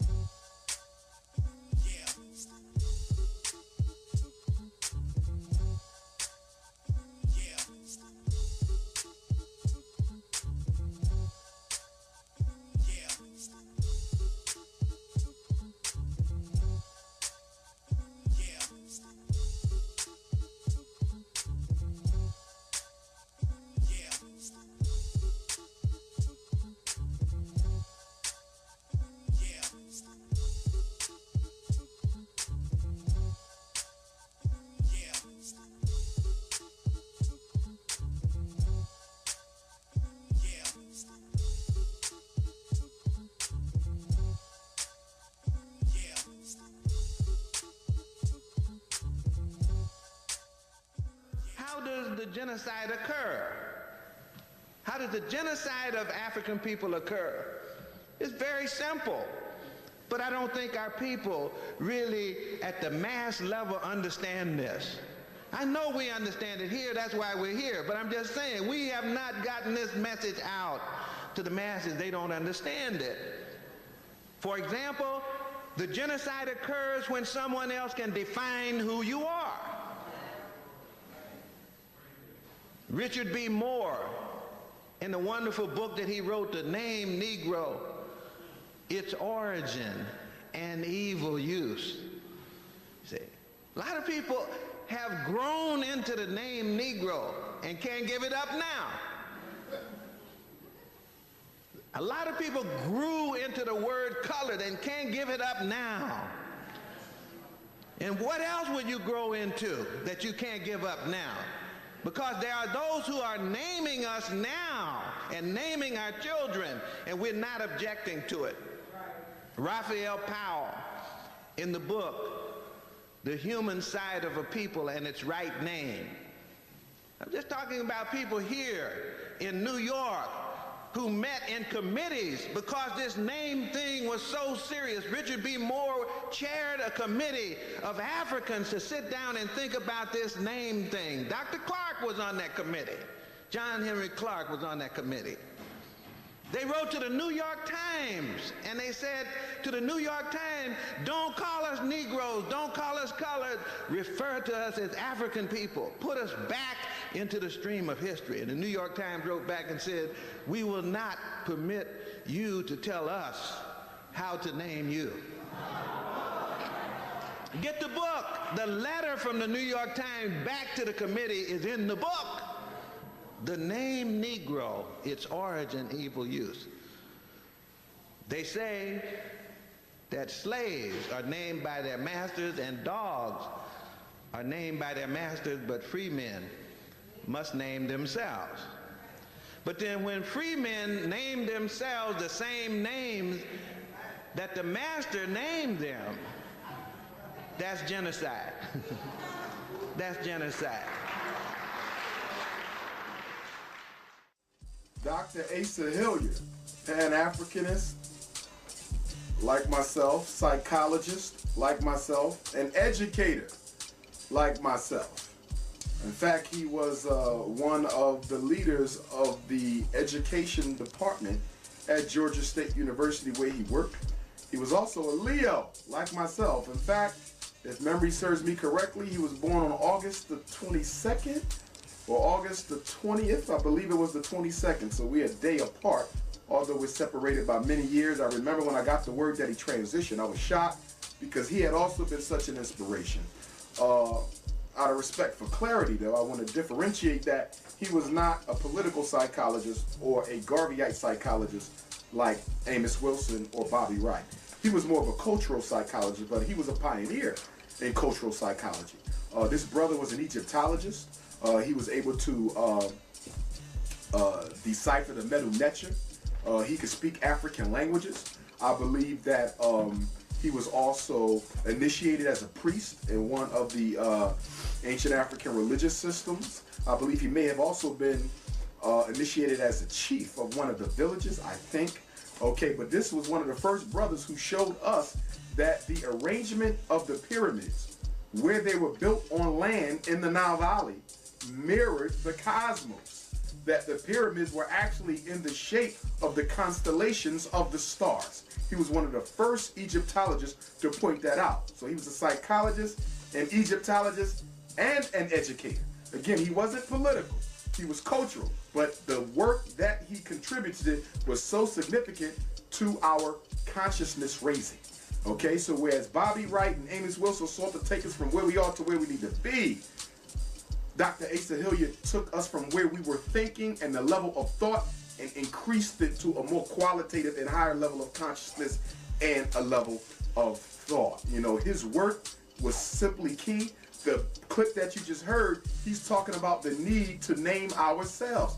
This is key because in the 21st century, you still got African babies being born with European names. African babies being born with Asian names, African babies being born with East Indian names. We still are not naming our children African names even now when we know better. We are so in love with European culture that we are still naming our children European names. He's talking about our need to define our reality and not to give that power over to someone else. That is so very important. Never let anybody define you. Never let anybody tell you how your name's supposed to be spelled. Never let anybody tell you what's in your own best interest. Europeans have a bad habit of giving African people advice. How can you give me advice to help me prepare to overcome your control of my people? Who loves the people that much to give them advice that they can use to help them overthrow their oppression? Okay? We gotta get rid of the Negro. Okay? In consciousness and in fact. We gotta get rid of the colored. In consciousness and in fact. We gotta get rid of black people. In consciousness and in fact, we have to go back to being African. Now, a lot of people say, well, wait a minute, brother Umar, you a Garveyite. Mr. Garvey named his organization the Universal Negro Improvement Association and African Communities League. So if you're saying we got to get rid of the Negro, why did Mr. Garvey name the organization Negro Improvement? First of all, the UNIA was a democratic organization. Unlike many black organizations which are dictatorships, the UNIA was a democracy. Okay, and in the UNIA, votes are taken for everything that is done. Mr. Garvey was not a dictator. He was humble enough to accept the greater wisdom of the group over his own. And it was the collective who decided that the word Negro should be used. And the reason they used it was because if they called it the Universal African Improvement Association, they wouldn't have had but 2 members in there. Because in 1920, African people did not identify as African. They identified as Negro, so they met them where they were. Just like Ashaka Musa Barashago met them where they were and brought them to where they need to be. And that's why the full name of the organization is Universal Negro Improvement Association and African Communities League. It is a 7-letter acronym, not a 4-letter acronym. Mr. Garvey wanted to name the organization a Universal African Improvement Association, but the membership saw in the wisdom, looking at the state of consciousness of black people, that if you call them Africans, you won't get no members. The same thing is true today. The same thing is true today. If the average Negro in America see a sign for an African organization, they will walk right by it. They're looking for the word black. The word black is an adjective. The word Negro is an adjective. The word colored is an adjective. So the fact that we now identify as black and no longer identify as Negro, to many people, denotes progress. That's no progress. It's no progress at all, because Negro is an adjective, black is an adjective. They both come from European languages and they mean the same thing. It describes a color. It does not describe a people.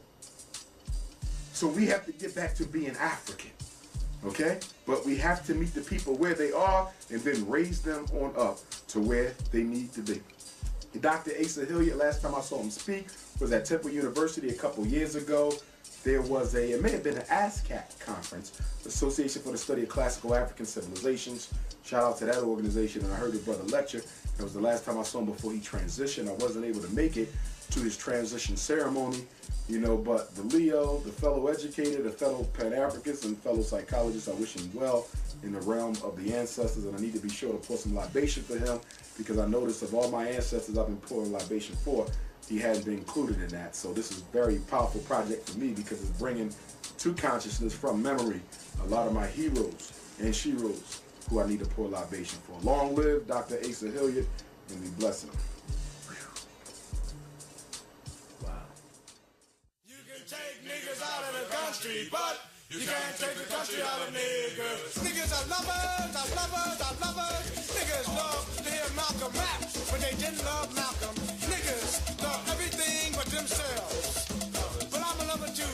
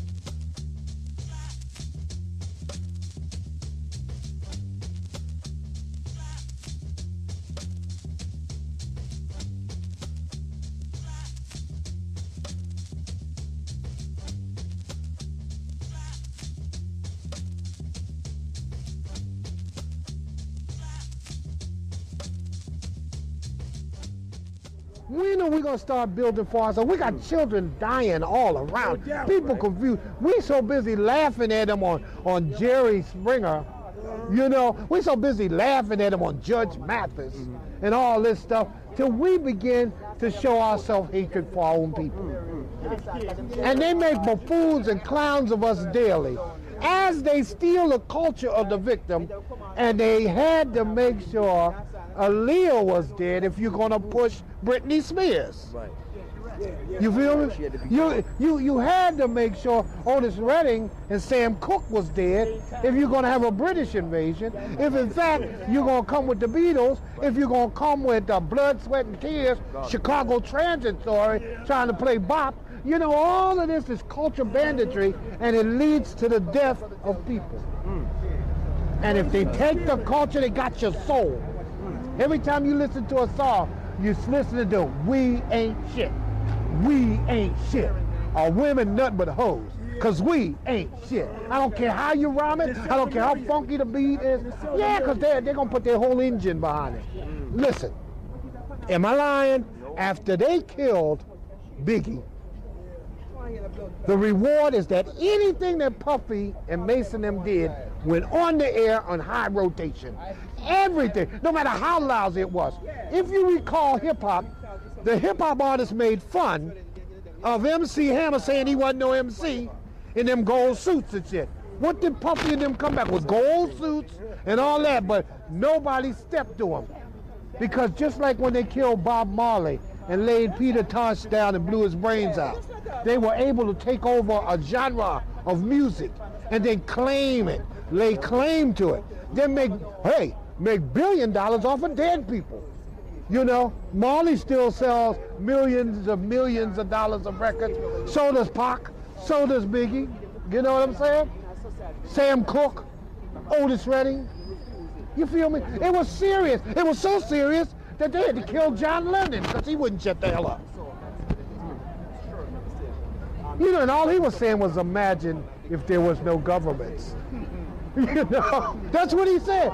They said, what are you singing? Booyaka. You know what I'm saying? So this is serious business. We're playing and they're taking it for real. We're playing and they're slaying. What is the future in the 21st century for our children if we don't do no work? If we don't organize? What is it? We ought to go down in history as the biggest punks this race has ever seen. War correspondent Del Jones. I had the opportunity to speak with him in Virginia at the Happily Natural Day that's put on by Brother Manifest, who's a member of the Garvey movement down in Virginia. Shout out to him. I'll be speaking there again this year. And Del Jones presented, I presented after him. That's the first time he remembered meeting me, but I actually met him for the first time at Howard University Black Consciousness Conference in 1994. He was there, Sister Soldier, Dr. Ben, a whole list of folk was there. So that was the first time I met him. He autographed my book. Then, of course, again at Happily Natural Day, I'm always visiting his bookstore that's now being manned by his brother, Deke Jones. We know ourselves bookstore, 52nd and Hazel, West Philadelphia, across the street from Malcolm X Park. I was just in there the other day. Me and Deke talk all the time. He's a Pan-Africanist, Garveyite. So was Brother Del. The piece that he just played is very key because he's talking about how they control the music in order to control the minds. Psychologically, images and sound speak directly to the unconscious. Psychologically, whenever you want to control people, you have to control the images that they see and the music that they hear. When you control images and when you control the music, you control the people. As he said, whenever you control the music, then you automatically control the culture. You arrest the culture. He talked about the deaths of Sam Cooke, Notorious B.I.G., Tupac, and how the music corporation, which is a secret society. A lot of people fail to realize this, but the music industry itself is a secret society. If you're black and you want to be a mega millionaire in music, if you want to break the $500 million ceiling, you have to participate in homosexual or sacrificial acts. That is the price of stardom. Any black artist, singer, rapper, jazz, doesn't matter.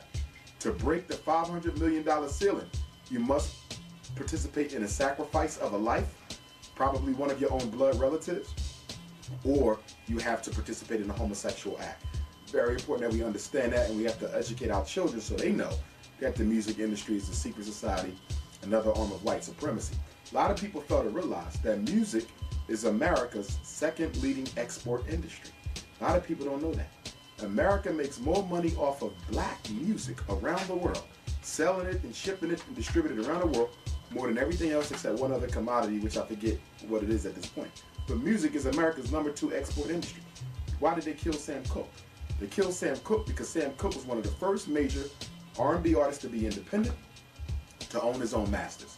Sam Cooke also made a pledge to Malcolm X and Martin Luther King that he was going to finance the civil rights movement once the two of them came together. Sam Cooke told Martin he did not have to worry about getting money from the NAACP. He told Malcolm he didn't have to worry about trying to raise money in the OAAU. He said, I will use the money from my record sales to finance this struggle. So he had to go because Malcolm and Martin would have had an independent financier. They killed Michael Jackson. Why? Because Michael Jackson owned the Beatles catalog. A black man owned the rights to the most popular white group in American history. On top of that, he owned 50% of the rights of Elvis Presley's music. The reason Mike was murdered was because Sony wanted the catalog back. Mike didn't want to give the catalog back. So he agreed to do the 20 tours over in Europe, sold out in one day. They asked him to do 30 more, 50 tours. That would have given Michael Jackson enough money to pay off the debt that he owed to Sony, keep the catalog. So the only way Sony Records could get that catalog back is to do what? Kill Michael Jackson before he makes enough money to pay off the debt. That way, the family would have to forfeit the catalog because they don't have their cash. That's why Mike was killed. Okay? Tupac was politicizing the gangs in LA. He was the most high-selling rapper in world history. He's in the Guinness books. He happened to have a Black Panther background. He was a revolutionary, and he was politicizing the gangs through his Thug Life project. He had to go. Notorious B.I.G. had to go, partly to cover up the Tupac assassination, but also he was having thoughts of leaving Puffy, Arista. So after Tupac was killed, Notorious B.I.G. was the #1 selling rapper at that particular point. He was threatening to leave as well. So Puffy, okay, Arista, or whoever he was with at the time, decided that it would be best for him to go so they could continue to make money off of him.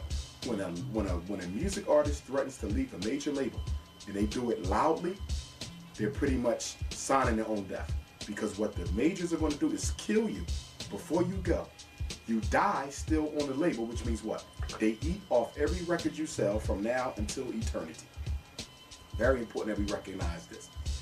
Music is very revolutionary. That's why Europeans always make sure that the music is niggerized. The music that our children hear, the music that we hear, it has to be niggerized. Why? Because music is a reflection of the state of consciousness of the people. If you want to know where a people are politically and consciously, listen to the most popular sounds of the day. When rap first came out, it was party music. Then rap became political music. And then niggas with attitudes came out, NWA, they went platinum and wasn't even played on the radio. So when aspiring rappers found out that I could become a platinum selling artist with no radio play, everybody went to gangster rap. And the white man said, good, we got him out that black consciousness, and what we're going to do is promote the gangster rap. And that's exactly what they did. So what Del Jones saying here is absolutely crucial. The music, we are not going to be able to have a successful revolution if we don't change the music that the people listen to. We don't have to control the popular rappers because they're owned by the industry. They have contracts. They're going to have to continue to produce that film. What we're going to have to do is start opening up low-range music stations where we play nothing but revolutionary music. The reason why our children only listen to the niggerism music is because it's the only thing being played. There is no alternative. If a black child wants to hear conscious music, what station does he turn to? If a black child wants to look at conscious television, what station does he turn to? He doesn't have an alternative. So the conscious community have to give black youth and black people an alternative to undo the menticide. Because the most effective brainwash is done through music and done through images. Long live the war correspondent, Del Jones, Philadelphian like myself. Shout out to D. I'll see you in a couple days. Race first. Yes, sir. But I'm a lover too. Yep, I'm a lover it too. I love niggas, I love niggas, I love niggas, because niggas are me, and I should only love that which is me. I love to see niggas go through changes, love to see niggas act, love to see niggas make them plays and shoot this shit. But there's one thing about niggas I do not love. Niggas are scared of revolution.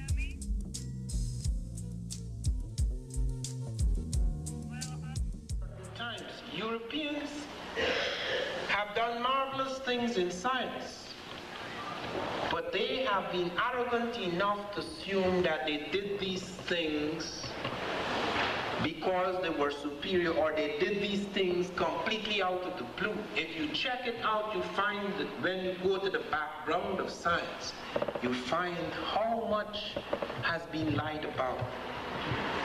Dr. Finch recently did a study for the book I'm bringing out, Egypt Revisited, in July or August. Did a study of the Edwin Smith papyrus where a surgeon, Egyptian surgeon, had started to rewrite the book which had been used or developed long before him. He did this in the 18th dynasty, around 1,650 years before Jesus. And he only did 1/3 of the book dealing with the head, the neck, the brain. Do you know what the Africans were doing? They had mapped the insides of the brain. They knew the locus in the brain where auditory information was being processed.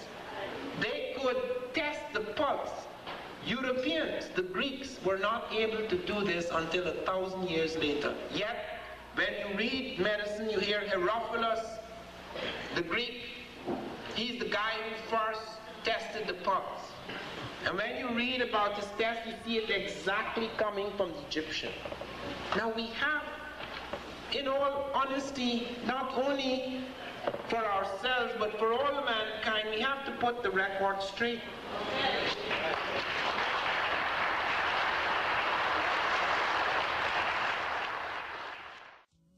Dr. Ivan Van Sertima is one of my favorite scholars. I think he's the most meticulous scholar out there. Of course, probably aside from Dr. Yusuf Ben Yakinen, out of the most recent wave of black scholars. He worked very closely with Sheikh Anta Diop, and he learned a lot of good things from Sheikh Anta Diop, who's probably the greatest archaeologist in world history, not just black or African, the greatest, period. One of the greatest historians, one of the greatest cultural anthropologists. Dr. Ivan Van Sertima's research is meticulous. He is very, very meticulous about dates, times, and places.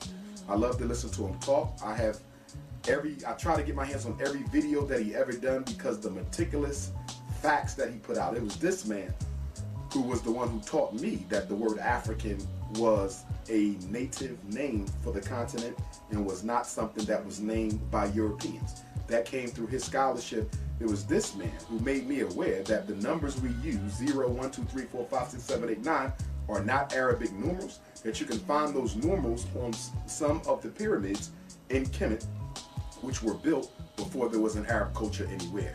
So he pointed out a lot of very important things for me in my study of African history that no other historian have been able to point out.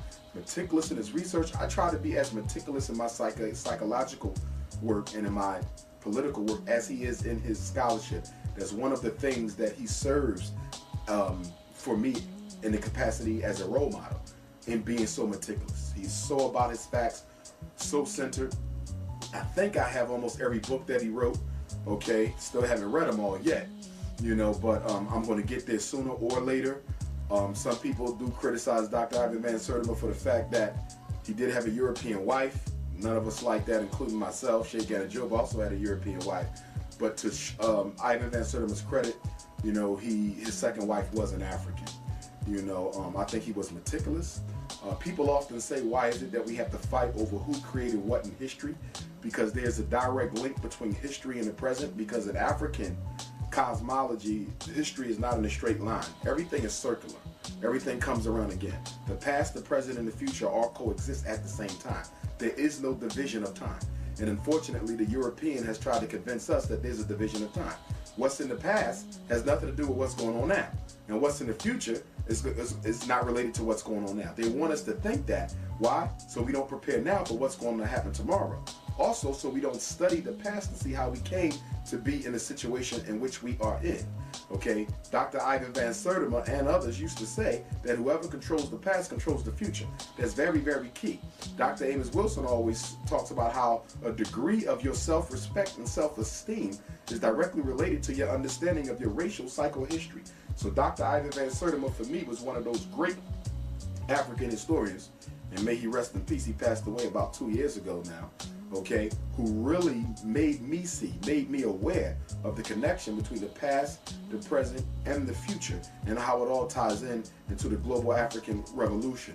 I had the opportunity to see him speak in present before I really knew who he was. When I was a student at Millersville University in Lancaster County, Pennsylvania, my psychology advisor, Dr. Rita Smith-Waddell, who was also a member of the Black Celebration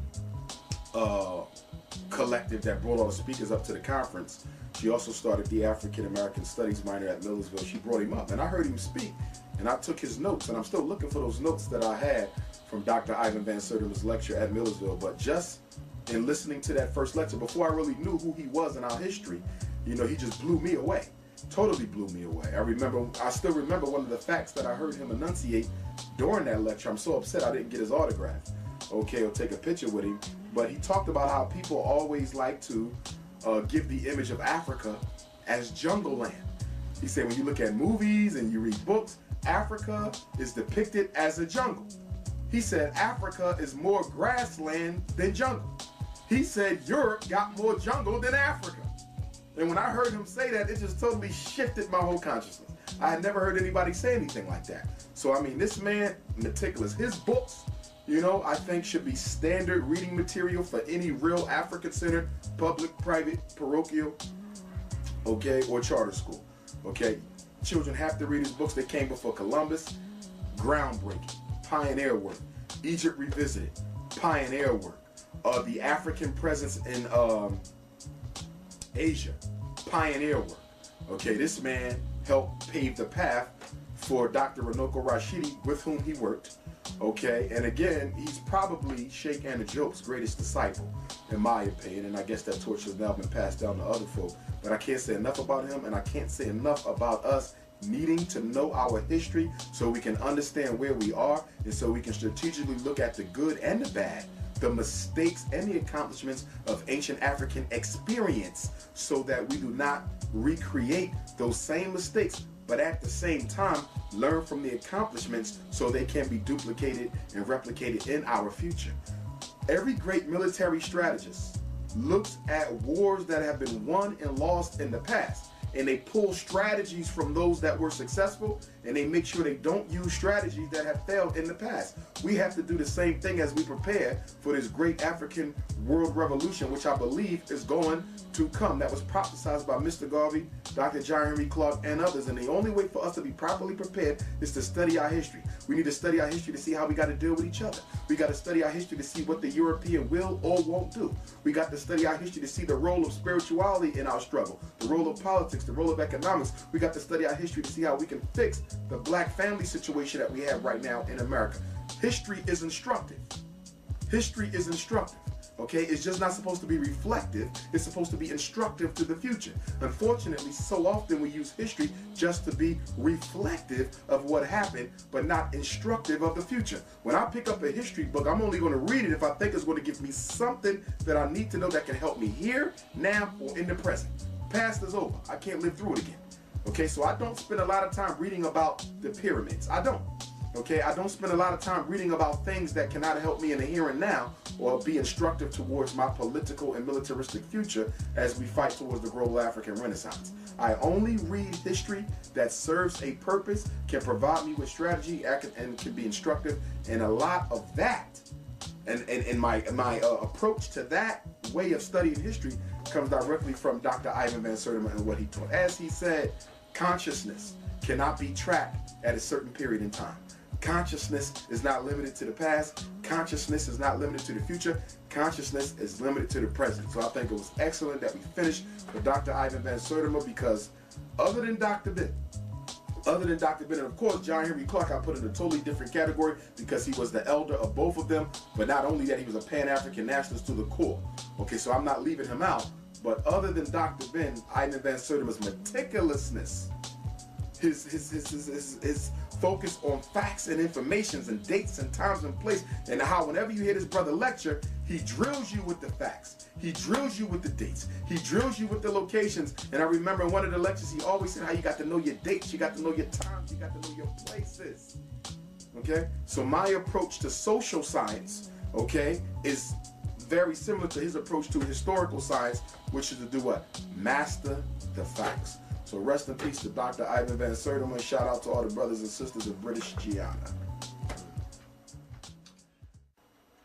And on that note, Doctor, we will conclude this session of the psycho-ancestral breakdown of the master teacher. I like to say that your insight, your energy, and your passion is unmatched, and I'm sure in the future, you know what I mean, you will be leading something, you know. I might not be there, you know. You'll be there. But we'll all be there. Everybody will be there.